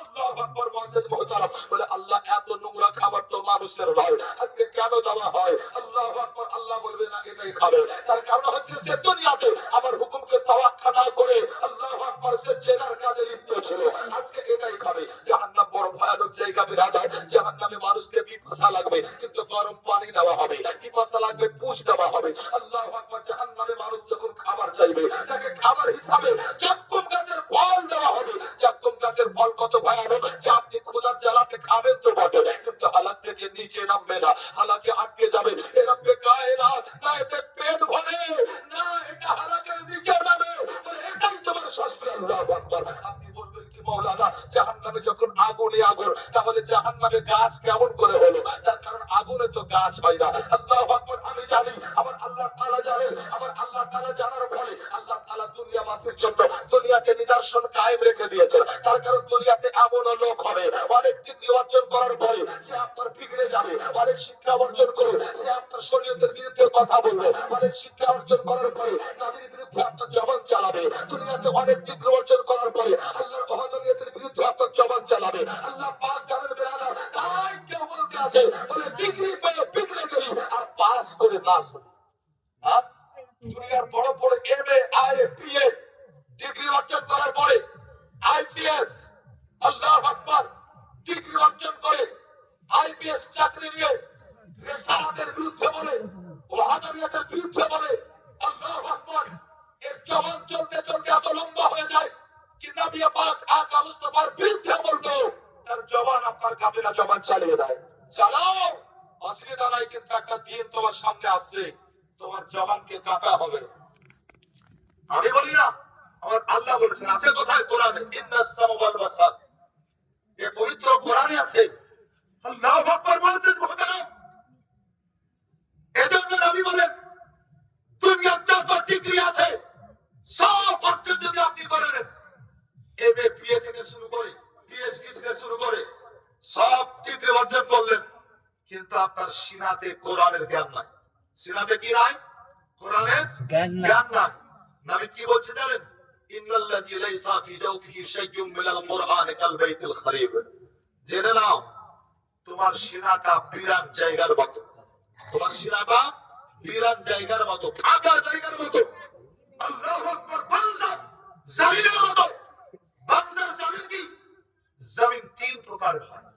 জমিন, জমি কয় প্রকার হয়? যারা বলুন তিন প্রকারের। একটা জমি থেকে যে ফসল হয় তার উসুল মানুষকে দিতে হবে, উসুল না বার করলে ওর জন্য ওটা খাওয়া জায়েজ নয়, এটা এক প্রকারের জমি। আর একটা জমি যার উসুল লাগবে না কিন্তু জাকাত লাগবে। কোন জমি?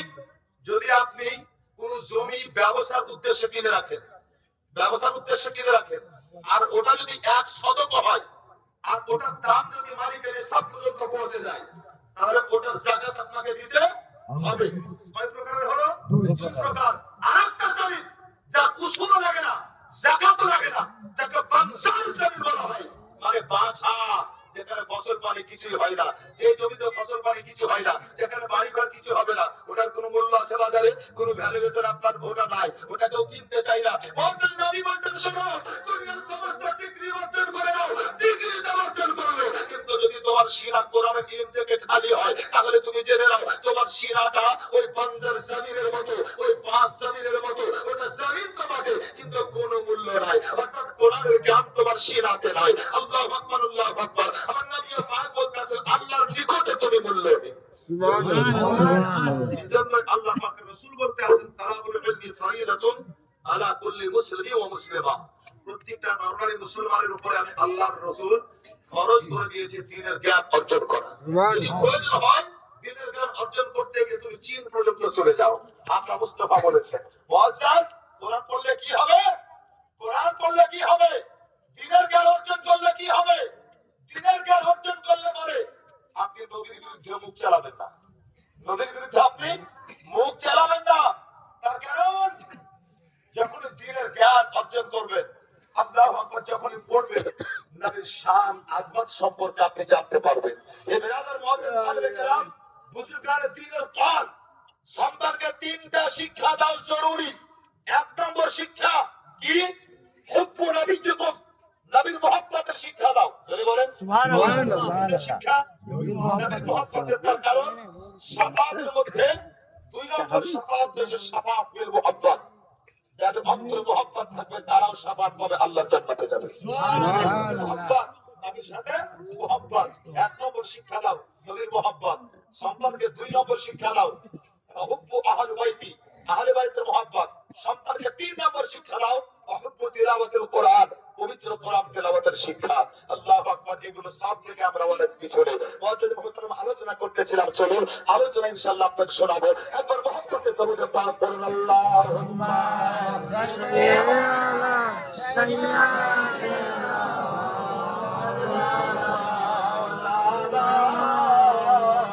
মুহাম্মাদ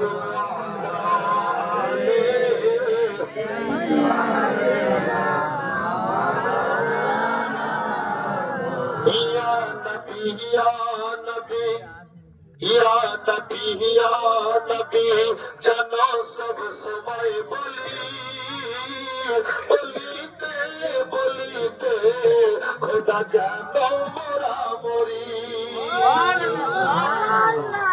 বলবেন ইয়া নবী, ইয়া নবী। কি বলবেন? ইয়া নবী, ইয়া নবী, ইয়া নবী। জোরে ইয়া নবী, ইয়া নবী, ইয়া নবী, ইয়া নবী, ইয়া নবী, ইয়া নবী জানো সব সময় বলি, বলিতে বলিতে খোদা জানো মোরা মরি। হুসনে ইউসুফ দেখে দিবানি মাঝুল খা, তাই তো আঙুল কাটে মিশরের নারীরা। যদি দেখে নিত আমার নবীর চেহারা, যদি দেখে নিত আমার নবীর চেহারা, কলিজা কাটিয়া দিত গো তারা। ইয়া নবী, ইয়া নবী জানো সব সময় বলি, বলিতে বলিতে খোদা জানো মোরা। বলিতে বলিতে খোদা জানো মোরা। ইয়া নবী, ইয়া নবী, ইয়া নবী, ইয়া নবী, ইয়া নবী জানো সব সময় বলি, বলিতে বলিতে খোদা জানো মোরা। নবীর চেহারা থেকে সূরজ উঁকি মারে, নবীর চেহারা থেকে চন্দ্র লুকিয়ে পড়ে। আল্লাহু আকবার। ভাই যারা বলছো নবী আমার কথা শোনো, যে সাহাবীর থেকে সবচেয়ে বেশি হাদিস বর্ণিত হয়েছে ওই সাহাবীর নাম হচ্ছে হযরত আবু হুরায়রা। আর হযরত আবু হুরায়রা রাদিয়াল্লাহু তাআলা আনহু থেকে একটা হাদিস, মা রাআইতু শাইয়ান আহসানা মিন রাসূলিল্লাহ সাল্লাল্লাহু তাআলা আলাইহি ওয়াসাল্লাম কাআন্না আশ-শামসা তাজরি ফি ওয়াজহি। হযরত আবু হুরায়রা বলেন ইয়া রাসূলুল্লাহ, আপনার চেহারা দেখে মনে হয় যে আপনার চেহারাতে সূর্য দৌড় দিচ্ছে। সুবহানাল্লাহ। এবং এটাও দেখলাম কি আপনার চেহারার জ্যোতির কাছে সূর্যের জ্যোতি ফিকা পড়ে যাচ্ছে। সুবহানাল্লাহ। এখানে একটা খবরে 60-65 বা আপনার 30 পাওয়ারের আপনার একটা বাল্ব চলছে, এখানে যদি একটা 200-250 ওয়াটের বাল্ব লাগান, এর চাইতে আলো বেশি হবে কিনা? হবে। এর আলোটা ফিকা পড়বে কিনা? হযরত আবু হুরায়রা বলেন সূর্যের আলো ফিকা পড়ছে, আপনার চেহারার আলো তেজ হচ্ছে। সুবহানাল্লাহ। সাহাবী বলছেন আল্লাহু আকবার, তাহলে আন্দাজ করো নবীর চেহারাতে জ্যোতি কত ছিল। আল্লাহু আকবার। এজন্য আপনার সাইয়্যিদি সরকার আলা হযরত ওই কলম ধরে লিখেছিলেন, यही बोले सिदरा वाले जवान जहां के थाले, यही बोले सिदरा वाले जवान जहां के थाले, सभी मैंने छान डाले, तेरे पाए का ना पाया, तुझे यक ने यक बनाया, तुझे हमने खुदाया। सैय्यिदी सरकार आला हযরত বলতে আছেন ইয়া রাসূলুল্লাহ, আমার আল্লাহ পাক রব্বুল আলামিন, আমার আল্লাহর যেমন কোনো জোড়া নাই। যে ব্যক্তি বলবে আল্লাহর অংশীদার আছে, সে ব্যক্তি আপনার কাফির হয়ে যাবে, ওই ব্যক্তি আপনার ঈমানদার থাকবে না। আল্লাহর কোনো অংশীদার নাই, আল্লাহর সমকক্ষ আপনার কেউ নাই। এটাই হচ্ছে আমাদের আকীদা, আমরা মুসলমান। আমাদের আল্লাহ এক, ওয়াহদাহু লা শারীকা লাহু। যেমন করে আল্লাহ তাআলা এক, আল্লাহর সৃষ্টি জগতে আল্লাহ যা কিছু সৃষ্টি করেছেন বিরাদার, আমার নবীর মতো আর কিছুই বানাই না। আমাদের আকীদা। চলুন মুসলমান বলতেছিলাম, হযরত আলী রাদিয়াল্লাহু তাআলা আনহু যখন আপনার ওই মহিলার কথা শুনলেন, ওই মহিলার কবরে আযাব হতে আছে, 99টা সাপ আপনার তাকে প্রতিনিয়ত দংশন করতে আছে। হযরত আলী রাদিয়াল্লাহু তাআলা আনহু ওই মহিলার কবরের পাশে দাঁড়িয়ে যাওয়ার পরে আল্লাহর কোরআন থেকে আপনার সূরাগুলো তেলাওয়াত করতে লাগলেন। জোরে বলেন সুবহানাল্লাহ। সূরা তেলাওয়াত করছেন মুসলমান। প্রথমে সূরা তেলাওয়াত করতে আল-হাকুমুত তাকাসুর, জোরে বলুন সুবহানাল্লাহ। সূরা তেলাওয়াত করলেন কুল ইয়া আইয়ুহাল কাফিরুন, তারপরে সূরা তেলাওয়াত করলেন কুল হুয়াল্লাহু আহাদ, তারপর আরেকটি সূরা তেলাওয়াত করলেন কুল আউযু বিরাব্বিল ফালাক, তারপর আরেকটি সূরা তেলাওয়াত করলেন কুল আউযু বিরাব্বিন নাস, সুবহানাল্লাহ। তারপর আরেকটি সূরা তেলাওয়াত করলেন যে সূরাটির নাম হচ্ছে সূরা ফাতিহা। আলহামদুলিল্লাহি রাব্বিল আলামিন। একবার জোরে জোরে বলে দেন সুবহানাল্লাহ। এতগুলো সূরা তেলাওয়াত করার পরে দোয়া কেমন করে দিয়েছেন মুসলমান। হযরত আলী দোয়া করাও সারা। আল্লাহু আকবার। ওই মহিলার কবর হতে আযাব আপনার তৎক্ষণাৎ দূর হয়ে যাওয়া। সুবহানাল্লাহ। যদি আপনার কোন মৃত্যু ব্যক্তির কবরের পাশে দাঁড়িয়ে আল্লাহর কোরআনকে তেলাওয়াত করা হয়, এটা আপনার কখনোই সুন্নাত বিরোধী নয়, এটা কোরআন হাদিস বিরোধী নয়, বরং এটা হচ্ছে নবীর সাহাবীর সুন্নাত। সুবহানাল্লাহ। আর একটু আগে দেখেন, তাহলে আপনি চমকে যাবেন ব্রাদার। আমার নবীর কটা বেটা ছিল জেনে বলুন? নবীর কটা বেটা? হ্যাঁ, নবীর বেটা 18টা। আল্লাহু আকবার। নবী পাক আকা মুস্তাফা 3টি বেটা। জোরে বলুন কটি বেটা? 3টি বেটা। বিটি ছিল আপনার 4টা। কটা বিটি বললাম? 4টা আপনার মেয়ে। সবচাইতে ছোট্ট বেটা হযরত আব্দুল্লাহ রাদিয়াল্লাহু তাআলা আনহু যখন ইন্তেকাল হলো, যিনি মারিয়া কিবতিয়া ও মায়ের গর্ভে হতে দুনিয়াতে এসেছিলেন, আল্লাহর নবী আকা মুস্তাফা হযরত আব্দুল্লাহর কবরের পাশে দাঁড়িয়ে আল্লাহর কোরআন হতে এই সূরাগুলো সব তেলাওয়াত করেছিলেন। সুবহানাল্লাহ। আলী বলতেন, শোনো, আমি নিজের থেকে বানিয়ে পড়লাম না, আমি নবীর সুন্নাতের উপর আমল করলাম। সুবহানাল্লাহ। বলছি শোনো, আমরা কোন মৃত ব্যক্তির কবরের পাশে দাঁড়িয়ে এই সূরাগুলো তেলাওয়াত করে দোয়া করি, আমরা নিজের থেকে বানিয়ে নাই, নবী এবং সাহাবীর কাছ থেকে পেয়েছি, তাই এই সূরাগুলো তেলাওয়াত করি। সুবহানাল্লাহ। আল্লাহু আকবার। খুঁজে পাও না? আলতারা গালতারা কলতারা আত্মা মানলে পরে খুঁজে পাবা? হ্যাঁ, করতে হবে।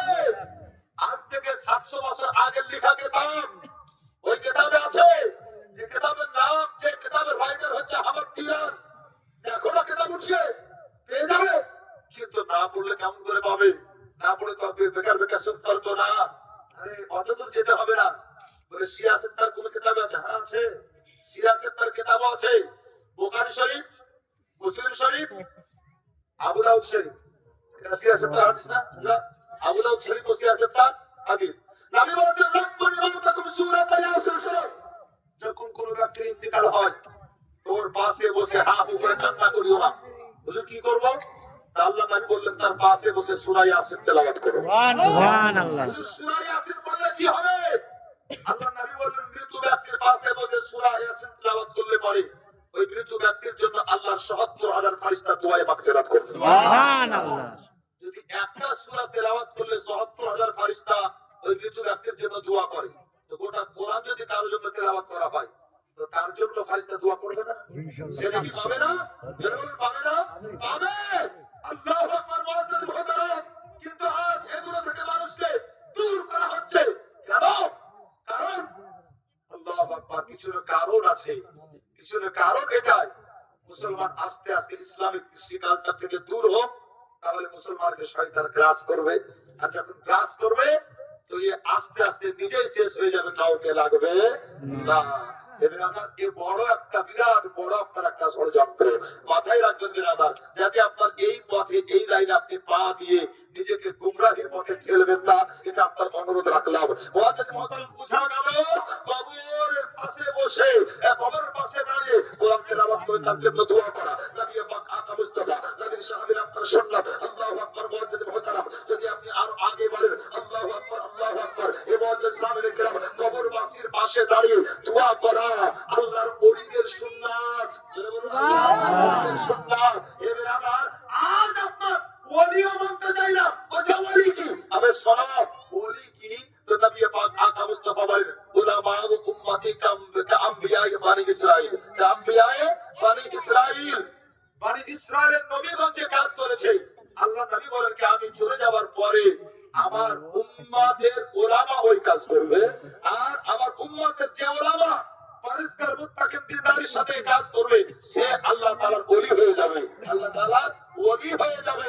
মুআজ্জিন মুহতারাম, যে আল্লাহর ওলি হয়ে যাবে, ওলি মানে হচ্ছে আপনার বন্ধু, যে আল্লাহ তাআলার ওলি হয়ে যাবে। আল্লাহু আকবার। ওই ব্যক্তির দোয়া তো আল্লাহ তাআলা কবুল করবে। মুসলমান, এজন্য আমরা ওলিও মানি। আল্লাহ তাআলা যেন এই জামাতের মধ্যে কায়েম ও দায়ম রাখেন। সবাই মুহাব্বতে বলেন আল্লাহুম্মা আমিন। আল্লাহু আকবার। মুআজ্জিন মুহতারাম, আমি পড়েছিলাম আল্লাহর কোরআন হতে কুল্লু নাফসিন যায়িকাতুল মাউত। আমার আল্লাহ তাআলা বলতে আছেন শোনো, প্রত্যেকটা নফস মওতের স্বাদ গ্রহণ করবে। আল্লাহ তাআলা এরপরে বলেন ওয়া ইন্নামা তুওয়াফাউনা উজুরাকুম ইয়াওমাল কিয়ামা। আপনি যা করছেন দুনিয়াতে তার বদলা আপনাকে দেওয়া হবে। যেই দিন দিবেন আমার আল্লাহ তাআলা, ওই দিনটির নাম হচ্ছে কিয়ামত। অর্থাৎ কিয়ামতকে অস্বীকার করলে ঈমান থাকবে না। কিয়ামত আপনাকে মানতে হবে মুসলমান। এবারে আপনার তৃতীয় অধ্যায়ে চলো। আমার আল্লাহ পাক বলতে আছেন ফামান যুযিহা আনিন নার ওয়া উদখিলাল জান্নাতা ফাকাদ ফাজ। আল্লাহু আকবার। মুসলমান, কোন ব্যক্তিটা আপনার কামিয়াব, কার জীবনটা সাকসেসফুল জীবন বেরাবে, আপনাকে কাউকে জিজ্ঞাসা করতে হবে না। আপনি আল্লাহর কোরআনটা খুলুন, আল্লাহ তাআলা আপনাকে উত্তর দিয়েছেন বেরাবে।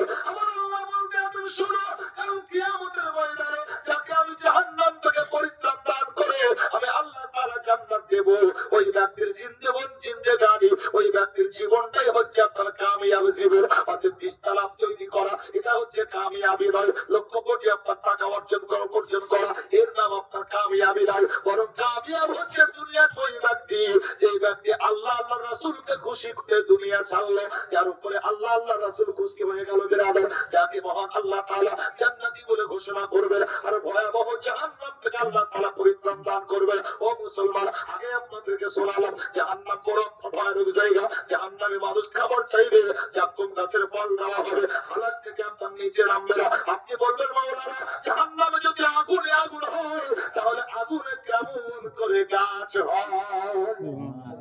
বুঝতে পারে? এর উত্তর আল্লাহ কোরআনে রেখেছে। যারা বলেন সুবহানাল্লাহ। সুবহানাল্লাহ। এই পর্যন্ত আপনার কোরআন হাদিসের বাইরে কিছু বলেছি বাবা? বলি নাই না? কোরআন থেকে আরেকটা উত্তর নেই। পৃথিবীতে অনেক দেশ আছে, তার মধ্যে দুটি দেশের নাম বলে যাচ্ছি। একটা দেশের নাম হচ্ছে আরব, আর একটা দেশের নাম হচ্ছে আফ্রিকা। এই দুটি দেশে দুটি গাছ হয়, পৃথিবীতে আর কোনো দেশে হয় না।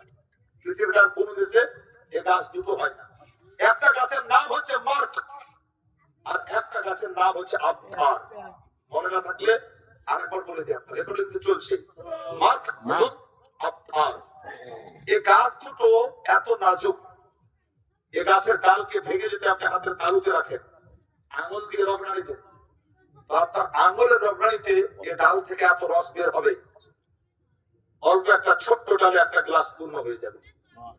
কিন্তু দুটো গাছের ডালকে ভেঙে একবার যদি আপনার ঘর্ষণ দেন, ঘড়ি ধরে সেকেন্ড লাগবে না, আপনার দুটো গাছের ডালে ঘর্ষণ লাগা মাত্র আগুন ধরে যাবে। সুবহানাল্লাহ। এবার আপনাকে আমি প্রশ্ন করি, যদি আপনার প্রশ্ন এটা হয়, আগুন গাছ কেমন কেমন করে হবে? আপনাকে আমি প্রশ্ন করি, পানিতে আগুন থাকে কেমন করে? পানিতে আগুন থাকে কেমন করে? পানির কাজ হচ্ছে আগুনকে নিভিয়ে দেওয়া। আল্লাহ তাআলা উত্তর রেখে দিলেন, বলে শোনো, পানিতে আগুন রাখা এটা তোমার জন্য অসম্ভব, কিন্তু আমার জন্য নয়। আগুনের কাজ বহাল করা তোমার জন্য অসম্ভব, কিন্তু আমি আল্লাহ আমার জন্য নয়। তার কারণ আমি কোন বললে হয়ে যায়, ফায়াকুন বললে ধ্বংস হয়ে যায়। আবার আল্লাহ তাআলা বলতে আছেন, রব্বুকা ইয়াখলুকু মা ইয়াশাউ ওয়া ইয়াখতার। আবার আল্লাহ বলতে আছেন, আমার যা ইচ্ছা আমি তাই করি, ফাআলুল লিমা ইউরিদ। আমার ইচ্ছায় কেউ বাধা দিতে পারে না। আবার আল্লাহ তাআলা বলতে আছেন, ইন্নাল্লাহা আলা কুল্লি শাইইন কাদির। আমার প্রতিটা বস্তুর উপরে আমার কুদরতি শক্তি চলে, অতএব আমার হুকুমের গোলাম সবাই, আমার হুকুম সবার উপরে চলে, আমার হুকুম প্রত্যেকটা জিনিসের উপরে চলে। অতএব মুআজ্জাজ বহতারা, এটা আপনার কোনো আশ্চর্য বিষয় নয়। আল্লাহ তাআলা জাহান্নামে এগুলো আপনার শাস্তি দেওয়ার জন্য রেখেছেন। অতএব জাহান্নাম থেকে আপনাকে বাঁচতে হবে। আল্লাহু আকবার। যে ব্যক্তি জাহান্নাম থেকে বাঁচলো আর জান্নাতে আপনার প্রবেশ করলো, জান্নাত কত সুখের জায়গা। আর জান্নাতে যখন মানুষ যাবে, জান্নাতে কোনো অভাব থাকবে না। আমার আল্লাহ বলবেন, বান্দা বান্দি রে, একটা কথা বলো, আমার জান্নাতে তোমার কিছু অভাব আছে নাকি বলো। আল্লাহু আকবার। জান্নাতীরা বলবে, আল্লাহ গো, তোমার জান্নাতে কিছু অভাব নাই। আমার আল্লাহ আল্লাহ পাক রব্বে কায়নাত এবার আপনার মেয়েদেরকে জিজ্ঞাসা করবেন, হে আমার বান্দিরা, তোমরা বলো, দুনিয়াতে আমাকে রাজি খুশি সন্তুষ্টি করার জন্য শীতকে অপেক্ষা করে উঠে, তুমি শীতকে নাই ভয় করে তুমি শীতের দিনে উঠে হাত মুখ দিয়ে সুন্দর করে উযু করে একমাত্র আমাকে রাজি করার জন্য নামাজ আদায় করেছো, আমি আল্লাহ খুশি হয়ে তোমাকে জান্নাত দিয়েছি। হে আমার বান্দি বলো, আমার জান্নাতে কোনো অভাব আছে নাকি বলো। আল্লাহু আকবার। আল্লাহর বান্দি বলবেন, আল্লাহ গো, তোমার জান্নাতে কিছু অভাব তো নাই, যা চাই তাই পাই গো আল্লাহ, কিন্তু তোমার জান্নাতে শুধুমাত্র আমার কোলটা ফাঁকা ফাঁকা লাগে। সুবহানাল্লাহ। একজন মা বলবেন কি, আল্লাহ কিছু অভাব নেই জান্নাতে, কিন্তু কোলটা ফাঁকা লাগছে, যদি একটা বাচ্চা পেতাম খুশি হয়ে যেতাম। সুবহানাল্লাহ। হাদিস আছে, তৎক্ষণাৎ ওই মেয়েটা গর্ভবতী হবে এবং তারপরে আপনার সন্তানের জন্ম হবে। যখন কোন মায়ের সন্তান হয় যে 40 দিন মা নাপাকে হারাতে থাকে, কিন্তু জান্নাতে নাপাক হবে না। জোরে বলুন সুবহানাল্লাহ। জান্নাতে সব সুখ আছে, সব নিয়ামত আল্লাহ রেখেছেন। কোন চাহিদা অসম্পূর্ণ থাকবে না, সব চাহিদা জান্নাতে পূর্ণ হবে। কোন দুনিয়ার কিছু আপনি ছুটেন, যে দুনিয়া আপনাকে ধোঁকা দেয়, যে দুনিয়া ধোঁকা সম্পদ, হ্যাঁ, যে দুনিয়াতে আপনার মাশাআল্লাহ ধোঁকা ছাড়া আপনি কিছুই পান না, ওই দুনিয়ার পিছনে এত ছুটছেন না। এটা ক্ষণিকের দুনিয়া, ফানা হবে। বাকার দুনিয়ার দিকে আপনি নজর রাখুন। মুআজ্জাজ মুহতারাম, আজ আপনার আরামে পরজাখের জগতে এ বাড়ির মা চলে গেছে, আমরা কেউ জানি না উনি কবরে কি অবস্থায় আছে, আমরা কেউ জানি না, আমরা দেখতেও পাই না, এত পাওয়ার আমাদের চোখে নাই। কিন্তু এরপরে আমরা দোয়ার জন্য হাজির হয়েছি, আল্লাহ তার যদি জীবনে কোনো ভুল থাকে ক্ষমা করে তার কবরকে জান্নাত বানিয়ে দাও। আল্লাহ। আল্লাহর নবী বলেছেন, শোনো, যখন কারো ইন্তেকাল হয়, ও কবরে যাওয়ার পর একটা জিনিসের অপেক্ষায় থাকে, তাজিদু দাওয়াতা, শুধু দুয়ার অপেক্ষায় থাকে। সুবহানাল্লাহ। আচ্ছা, দুয়া তার জন্য কে করবে? দুয়া তার জন্য কে করবে? শুরুতে বলেছিল তরুণ, নবী বলেছেন তার জন্য দুয়া মিন আবিন আও উম্মিন আও আখিন আও সাদিকিন, তার জন্য দোয়া তার আব্বা মা করবে, বুঝলো তার আব্বা মা বেঁচে নাই। তার জন্য তার দোয়া তার ভাই বোন করবে, বুঝলো তার ভাই বোন বেঁচে নাই। বলে তাহলে তার জন্য দোয়া তার বন্ধু নাই, দোস্ত নাই, বাপ মা ভাই বোন দোস্ত বন্ধু কেউ বেঁচে নাই। তাহলে তার জন্য দোয়া কে করবে? নবী বলছেন তার জন্য দোয়া কে করবে? কোরআন পড়বে। জোরে বলো সুবহানাল্লাহ। সুবহানাল্লাহ। কোরআন পড়া উত্তর পাবে। হুজুর কোরআনে উত্তর আছে, হ্যাঁ আল্লাহ উত্তর রেখেছেন কোরআনে। কোরআন 13 নম্বর পড়া। আল্লাহ বলছেন রব্বানা গফিরলি ওয়া লিওয়ালিদাইয়া ওয়া লিল মুমিনিনা ইয়াওমা ইয়াকুমুল হিসাব। সুবহানাল্লাহ। মাগফিরাত করো তোমার আব্বা মায়ের জন্য এবং প্রত্যেকটা নরনারী মুসলমানের জন্য। সুবহানাল্লাহ। বুঝা কি গেল? হাদিস আর কোরআনকে সামনে রেখে একটা বিষয় পরিষ্কার, কি একজন মুসলমান যদি আরেকজন মুসলমানের জন্য দোয়া করে, ওটাও আল্লাহ কবুল করে ওই মুসলমানের কবরের আযাবকে দূর করে দেন। সুবহানাল্লাহ। দাদা আজ বলছে কি দরকার পাড়া প্রতিবেশীকে ডেকে দোয়া করা? আরে পাগল, কার দোয়া আল্লাহ কবুল করে জানি না? নবী বলেছেন 40 জন যদি সমাবেত হয়ে দোয়া করে, ওই দোয়া কবুল হওয়ার চান্স বেশি। ওই জন্য বাড়িওয়ালা চেষ্টা করে 40 নয় বরং 400 জন এসে যেন আমার মায়ের জন্য আপনি দোয়া করবেন। ভুলে গেছো না? আরেকটা ভালো মজার বিষয় আছে। একটা হচ্ছে হুকুকুল্লাহ, আর একটা হচ্ছে হুকুকুল ইবাদ। খুব কান করে শুনে রাখুন। হুকুকুল্লাহ আল্লাহর হক, নামাজ পড়ছেন না, আল্লাহর হক মারছেন, ইচ্ছা হলে আল্লাহ ক্ষমা করে দিতে পারেন।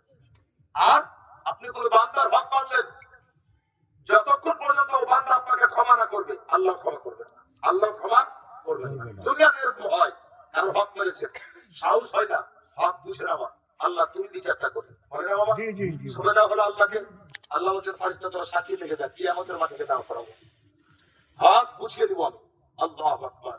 কিন্তু দেখা গেল ওই ব্যক্তির ইন্তেকালের পরে ওই ব্যক্তি এসে হাজির, কোন ব্যক্তি যার হক মেরেছিল, মৃত ব্যক্তি যার হক মেরেছিল, ও আসার পরে আপনার চলে এসছে, যাকে এরকম মরেছে দেখে আসি, দেখলো মাটি দিল, জানাজা পড়লো মাটি দিল, আবার চাহারো মেসে হাজির। হ্যাঁ, চাহারো মেসে হাজির, যার দুনিয়া ছেড়ে চলে গেছে। চাহারো মে আপনার 40 মৌলবি শেষের বেলা বলছে আল্লাহ মৃত ব্যক্তির কবর আযাবকে মাফ করে দাও, তার ভুলগুলোকে ক্ষমা করে দাও। এই লোকটা বলছে আল্লাহুম্মা আমিন। কি বলছে? আল্লাহুম্মা আমিন। এর মানে কি? আল্লাহ কবুল করো। কি কবুল করো? মানে মৌলবি যেটা বলছে ওটা কবুল করো। সুবহানাল্লাহ। মৌলবি যেটা বলছে ওটা কবুল করো। একবার, দুবার, তিনবার যখন ও বলে দেয় আল্লাহুম্মা আমিন, আল্লাহ বলেন ফারিস্তা প্রথমবারও তোমরা সাক্ষী ছিলে, এবারও তোমরা সাক্ষী থেকে যাও। প্রথমবার তার কেসটা লেখা ছিল, আজকে কেসটা উল্টোল করা হলো। সুবহানাল্লাহ। যার অপরাধ করেছে সে যখন ক্ষমা করে দিল, আমি আল্লাহ কেন ধরবো, আমি আল্লাহ ক্ষমা করে দিলাম। জোরে বলুন সুবহানাল্লাহ। এমনি পাড়া প্রতিবেশীকে রাখা হয় না, মাশাআল্লাহ, আত্মীয়-স্বজন এমনি রাখা হয় না। তার কারণ এতে যুক্তি আছে, এতে আপনার লাভ আছে। মঞ্চে থাকলো বিষয় দোয়া পারিত করতে পারতেন, দোয়া আমি সাগর থেকে করতে পারতাম, কিন্তু এত টাকা খরচা করে আমাকে এখানে দোয়া কেন করবেন? কারণটা কি? আপনারা সবাই হয়ে এক জায়গাতে হয়ে দোয়া কেন করবেন?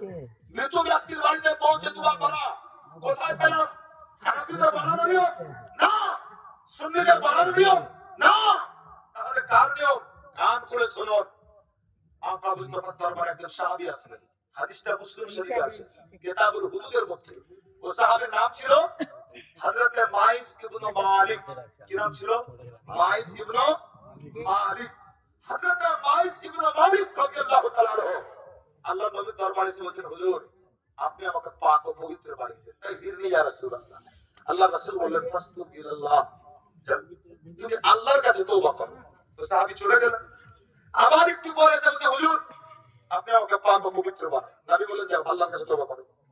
আবার চলে গেছে, পর 3বার চলে গেলেন। চতুর্থবার এসে সাহাবী বলছেন হুজুর আপনি আমাকে পাক ও পবিত্র বানিয়ে দেন হুজুর। আল্লাহর নবী বলছেন কি ব্যাপার, তুমি দেখছো আমি দিন শেখাচ্ছি, আপনি বারবার এসে বলছে পবিত্র করে দাও, কি হয়েছে তোমার? তো সাহাবী বলছেন হুজুর আমি নফসকে কন্ট্রোল করতে পারিনি ইয়া রাসূলুল্লাহ, তাই বড় একটা গুনাহ করে ফেলেছি, যে গুনাহকে জিনা বলে, যে গুনাহকে জিনা বলে। হুজুর আমি বিবাহিত, আমার বিবি আছে, বাচ্চা আছে, এরপরেও নফসকে কন্ট্রোল করতে পারি না ইয়া রাসূলুল্লাহ, জিনার মতো গুনাহ করে ফেলেছি হুজুর, আপনি আমাকে পাক ও পবিত্র বানান। তার কারণ আমি দুনিয়ার শাস্তি নিতে চাই, আমি জানি আখিরাতের শাস্তি বড় ভয়ানক। হুজুর আমি আখিরাতের শাস্তি নিতে চাই না। যেমনই শোনা আল্লাহর নবী সাল্লাল্লাহু আলাইহি ওয়াসাল্লাম একজন সাহাবীকে বলছেন দেখো তো ওর মুখের গন্ধটাও তো, ও শরাব তো পান করেনি, তার কারণ তখন পর্যন্ত মদকে আল্লাহ হারাম করে। হ্যাঁ রাজু চুপ না রে, তখন পর্যন্ত মদকে আল্লাহ হারাম করেনি। মুয়াজ্জিন মুহতারাম সাহাবী উঠলেন, ওই সাহাবীর মুখের গন্ধ নিলেন, নবীকে বলছেন হুজুর এ শরাব পান করে। আচ্ছা আল্লাহ রাসূল আরেকজনকে ডেকে বলছে যাও তো সাহাবী আমার তার বাড়িতে যাও, খবর নাও তার বিবি বাচ্চার কাছে, তার মাথা ঠিক আছে, তার মাথা খারাপ হয়ে যায়নি তো? তার কারণ এত সত্য গুনাহ নিজের মুখে স্বীকার করছে, এত বড় অপরাধ সে নিজে স্বীকার করছে। সাহাবী উঠলেন, বাড়িতে গেলেন, খবর নিয়ে আসলেন হুজুর সে পাগলও হয়নি, তার মাথার ব্রেনও ঠিক আছে। আমার নবী বলতে আছেন সাহাবী কি বলছো তুমি, একবার হুঁশ করেছো? সাহাবী হযরত মাইজ ইবনে মালিক বলতে আছেন ইয়া রাসূলুল্লাহ আমি জানি কিয়ামতের শাস্তি বড় ভয়ানক, জাহান্নামের শাস্তি সহ্য করার ক্ষমতা আমার মধ্যে নাই। নবী গো আমি নফসকে কন্ট্রোল করতে পারি নাই, তাই গুনাহ করে দিয়েছি। ইয়া রাসূলুল্লাহ আপনি দুনিয়াতে শাস্তি দিয়ে আমাকে পাক ও পবিত্র বানিয়ে দিন। আল্লাহর নবী আকা মুস্তাফা এবার আপনার সাহাবীদেরকে বললেন, এক কাজ করো, একে নিয়ে যাও, আর নিয়ে যাওয়ার পরে একে 3 মাথার মুড়ে একে বেঁধে দাও। 3 মাথার মুড়ে আপনার বেঁধে দেওয়া হলো। আল্লাহর নবী বলতে আছেন, শোনো, একে পাথর মারতে আরম্ভ করো। ওকে পাথর মারতে আপনার আরম্ভ করা হলো। সাহাবায়ে কেরাম নবীর হুকুমে পাথর মারতে আছেন বেরাদার। আর এই দিক আমার দয়ার নবী আকা মুস্তাফা মসজিদে নববীতে একবার নবী আবার উঠছেন, একবার বসতে আছেন, আর নবীর চোখ দিয়ে ঝরঝর করে পানি ঝরতে আছে। একজন সাহাবীর চোখটা পড়ে গেল। সাহাবী বলতে আছেন, ইয়া রাসূলুল্লাহ, কারণটা মাথায় ঢুকলো না নবী গো, আপনি মারতে বললেন, আবার আপনি কেন কান্না করছেন, কারণটা বুঝতে পারলাম না। নবী পাক বলতে আছেন, শোনো, আমি কান্না এজন্যই করি, তার কারণটাকে আমি ভালোবাসি। আর পাথর মারতে আমি এজন্যই বললাম, তার কারণ শরীয়ত সবার জন্য সমান, সে অপরাধ করেছে শাস্তি তাকে পেতে হবে। পাথর মারতে মারতে মারতে মারতে তাকে মেরে দেওয়া হলো। তার কারণে কি শরীয়তের ভাষায় রাজাম বলে, যতক্ষণ জিন্দা থাকবে পাথর মারতেই হবে। মারতে মারতে আপনার মেরে দেওয়া হলো। ও সাহাবীর ইন্তেকাল হলো। আল্লাহর নবী বলতেন, শোনো, তোমরা তার কাফন দাফনের ব্যবস্থা করো, তাকে কাফন পরাও। আমি নবী, আমি নিজে তার জানাজার নামাজটা পড়ব। সুবহানাল্লাহ। এবারে আপনার জানাজা গায়ে আল্লাহর নবী আমার গিয়েছেন। নবী পাক আকা মুস্তাফা সাল্লাল্লাহু তাআলা আলাইহি ওয়াসাল্লাম জানাজা গায়ে যেমন গিয়েছেন, সাহাবীদের মধ্যে দুটো দল হয়ে গিয়েছে। একজন সাহাবী বলতেছেন, এই সাহাবী এত পাপী, বিবি বাচ্চা থাকার পরেও, বিবি আছে এর পরেও জিনা করেছে। আর আরেকজন সাহাবীরা বলতে আছেন, শোনো, ওই কথা তোমরা বলিও না, সে নফসকে কন্ট্রোল করতে পারেনি, তাই তো গুনাহে লিপ্ত হয়েছিল। কিন্তু তোমরা কি দেখলে না, সে অন্তর থেকে তওবা করে নিয়েছে। দুই দল সাহাবী দুই রকম কথা বলতে আছেন বিরাদার। নবীর কানে সব ধরনের কথা গেল। আল্লাহর নবী জানাজার নামাজ শুরু করার আগে নবী আবার ছোট্ট করে একটা বক্তব্য রাখলেন। আমার নবী বলতে আছেন, আমার সাহাবীরা তোমরা কান খুলে শোনো, আমার সাহাবী মাইজ ইবনে মালিক যার জানাজার নামাজ আমি এখন শুরু করব, তোমরা একটা কথা শুনে নাও, তোমরা আজকের পর থেকে খবরদার আমার এই প্রিয় সাহাবীকে তোমরা পাপী বলবে না। তোমরা কি দেখোনি, সে গুনাহ তো করেছিল, কিন্তু অন্তর থেকে তওবা করেছে, তাই তো তাকে রাজম করা হয়েছে। এ আমার সাহাবীরা তোমরা শোনো, আমার আল্লাহ তাআলা এত খুশি হয়েছেন এই সাহাবীর উপরে, তার জীবনের তামাম গুনাহগুলোকে ক্ষমা করে দিয়ে তার গুনাহগুলোকে নেকিতে পরিবর্তন করে দিয়েছে। সুবহানাল্লাহ। আল্লাহ তওবাকে পছন্দ করেন। তওবা করলে আল্লাহ তাআলা তাকে পাক ও পবিত্র বানিয়ে দেন। নবী আমার নামাজ শুরু করলেন। আচ্ছা, নামাজ জানাজা আপনারা পড়েছেন না? জানাজার নামাজ আপনারা পড়েছেন। প্রথমে সানা নিয়ত করার পরে, তারপরে কি শেষের বেলায় কি পড়েন? আল্লাহুম্মা গফিরলি হাইয়িনা ওয়া মাইয়িতিনা। আল্লাহু আকবার। আল্লাহ তুমি ক্ষমা করো যারা বেঁচে আছে, যারা মরে গেছে, আর শাহিদিনা ওয়া গায়বিনা, যারা হাজির আছে তাদেরকেও, যারা হাজির হতে পারেনি তাদেরকেও। জোরে বলুন সুবহানাল্লাহ। কি দোয়াই তো? দোয়া না? দোয়া তো। ভাই মৃত্যু ব্যক্তির জন্য যখন দোয়া নাই তো জানাজা দোয়া করছিস কেন ভাই? বড় দুঃখ লাগে আপনার, মৃত্যু ব্যক্তির জন্য যখন দোয়াই নাই তো জানাজায় দাঁড়িয়ে তুমি দোয়া করছো কেন? হ্যাঁ, আল্লাহ তাআলা শিখিয়েছেন নবী আমার, দোয়া করছেন, আল্লাহুম্মা গফিরলি হাইয়িনা ওয়া মাইয়িতিনা ওয়া শাহিদিনা ওয়া গায়বিনা ওয়া সাগীরিনা ওয়া কাবীরিনা। আল্লাহ গুনাহে সাগীরা কো ক্ষমা করো, গুনাহে কাবীরা কো ক্ষমা করো, বড় গুনাহ কো ক্ষমা করো, ছোট গুনাহ কো ক্ষমা করো। ওয়া যাকারিনা ওয়া উনসানা, বেটা ছেলে কো ক্ষমা করো, বুড়ি ছেলে কো ক্ষমা করো, মানে নারী পুরুষ সবকে ক্ষমা করো। আল্লাহ আল্লাহ। এ বিরাদার, জানাজাতে দাঁড়িয়ে আপনি দোয়া করেন। যদি মৃত লাশকে সামনে রেখে দোয়া করা জায়েজ হয় তো তাকে দাফন করে দোয়া করা জায়েজ নয়? যেটা কোনো জায়েজ নয়? জায়েজ আছে। এজন্য দোয়া যাতে বন্ধ না হয় বলে গেলাম। আল্লাহ জানে কখন আবার দেখা হবে, জানি না। আপনার দোয়া আপনাদের ঘুরছি ফিরছি কত জায়গায় যাচ্ছে বিরাদার। এক মহতের মালিক আল্লাহ তাআলা। মহাজ্জেজ সামনে গেলাম, আগামীতে কখন মোলাকাত হবে জানি না, তবে একটা নসিহত করে গেলাম, দোয়া যাতে আপনার বন্ধ না হয়। আফসোস লাগে এখানে থাকা অবস্থায় যে সমস্ত এলাকায় দোয়া করেছি, মিলাদ করেছি ঢালাও হারে, আজ আপনার সমস্ত গ্রাম থেকে মিলাদ উঠে দিয়েছে। বুঝতে পারিনি আপনার কারণটা কি। ওলামায়ে কেরাম যারা এলাকার আছে, খাস করে আমি আব্দুল গাফফার সাহেবকে বলবো, তুমি এলাকার ছেলে, নজর দাও। তার কারণ বাড়ির পাশে আগুন জ্বললে পারে তাপ তোমার বাড়িতেও লাগবে, তাপ তোমার বাড়িতেও লাগবে। নজর দাও। ওলামায়ে কেরামদের অনুরোধ করবো নজর দিতে। তার কারণ এটা বাতিলদের একটা কুচক্র, মাস্টার মাইন্ড এরা গ্রাস করে ওই সমস্ত শিক্ষিত যুবক, বেকার যুবককে, যাদেরকে সহজে ক্লাস করা যায়। তার কারণ তারা এমনিতে আপনার একটা অশান্তিতে ভুগছে, খুব সহজে ক্লাস করা যায়। এতে আপনার অনেক বিষয় আছে, আল্লাহ হায়াত রাখলে এটাও কোনোদিন খুলে দেব। মানুষ এখানে বাড়ি বহরমপুরে কেন মরলো, কেন কারণটা কোরআনে আছে, যখন আসবো ইনশাল্লাহ এই কারণটা মনে করিয়ে দিবেন। সম্ভবত আল্লাহ বাঁচিয়ে রাখলে 14 তারিখ আমার জামা পড়াতে আসছে শাহিনদের ওখানে, ইনশাল্লাহ খুলে দেবো আপনার কারণ কি মানুষ মরে কেন, বাড়ি পাঠান পড়া বহরমপুরে মরলো কারণটা কি, অজাজ কারণ কোরআনে আছে, খুলে ইনশাল্লাহ দেবো। অজাজ আয়াত কারিমা পড়েছিলাম, কুল্লু নাফসিন যায়িকাতুল মাউত ওয়া ইন্নামা তুওয়াফাউনা উজুরাকুম ইয়াওমাল কিয়ামাহ ফামান যুহজিহা আনিন নার ওয়া উদখিলাল জান্নাতা ফাকাদ ফাজ। কামিয়াব তারি জিন্দেগি যাকে আল্লাহ তাআলা ভয়াবহ জাহান্নাম থেকে পরিত্রাণ লাভ করে জান্নাত দিবেন। এরপরে আল্লাহ তাআলা বলেন ওয়াল হায়াতুদ দুনিয়া ইল্লা মাতাউল গুরুর, দুনিয়া ধোঁকার সম্পদ, দুনিয়া ধোঁকার সম্পদ। এজন্যই আল্লামা বিশ্বকবি ইকবাল বলতে আছেন, होती है इब्तिदा आलम के इंतहा के लिए, जो भी बनाया रब ने वो है फना के लिए, जागना है तो जाग जा अफलाक के साया तले, फिर हशर तक सोता रहेगा खाब के साया तले। যদি ফিরে আসার ইচ্ছা থাকে আপনার, যদি মনে করেন ফিরাটা জরুরি, হায়াতের মধ্যে ফিরে আসুন, তারপর ইন্তেকালের পরে ফিরার সুযোগ পাবেন না, কিয়ামত পর্যন্ত ওই কবরে আলামে বারজাখের দুনিয়ায় আপনাকে আযাব ভোগ করতে হবে। তারপরে তো আযাব আছে, কিন্তু এখান থেকে শুরু হয়ে যাবে আযাব। অতএব ফিরার হবে এই দুনিয়াতে ফিরে আসুন। রাজা বক্তব্য আমি লম্বা করতে চাইছি না, মাশাআল্লাহ ডিমান্ড, হ্যাঁ আমি জানি ওটা মাশাআল্লাহ, তো আপনাদের চাহাত আপনাদের ডিমান্ড অনুযায়ী সুবহানাল্লাহ একটা নাম করতেই হবে, আমাকে না বললে আমি জানি বিদায় হবে না। তো মাশাআল্লাহ একটা নাম আমি বাংলায়, জি ঘুমন্ত তাকদীর, আরে বাপ রে বাপ, ঘুমন্ত তাকদীর জাগিয়ে দাও, অবশ্যই ভালো কালাম, কিন্তু বাবু এ মাইকে ইকো নাই, বড় কষ্ট করে আপনারা পড়ে দিলাম, তো আলহামদুলিল্লাহ পড়ে দিচ্ছি, ওটাই পড়ে দিচ্ছি মাশাআল্লাহ। ঘুমন্ত তাকদীর জাগিয়ে দাও মাশাআল্লাহ। 10 টাকা নাজের মাথা, জি সামনে গেছে 10 টাকা আগে নাজের মাথা, মামু টাকা দিয়ে সুবহানাল্লাহ।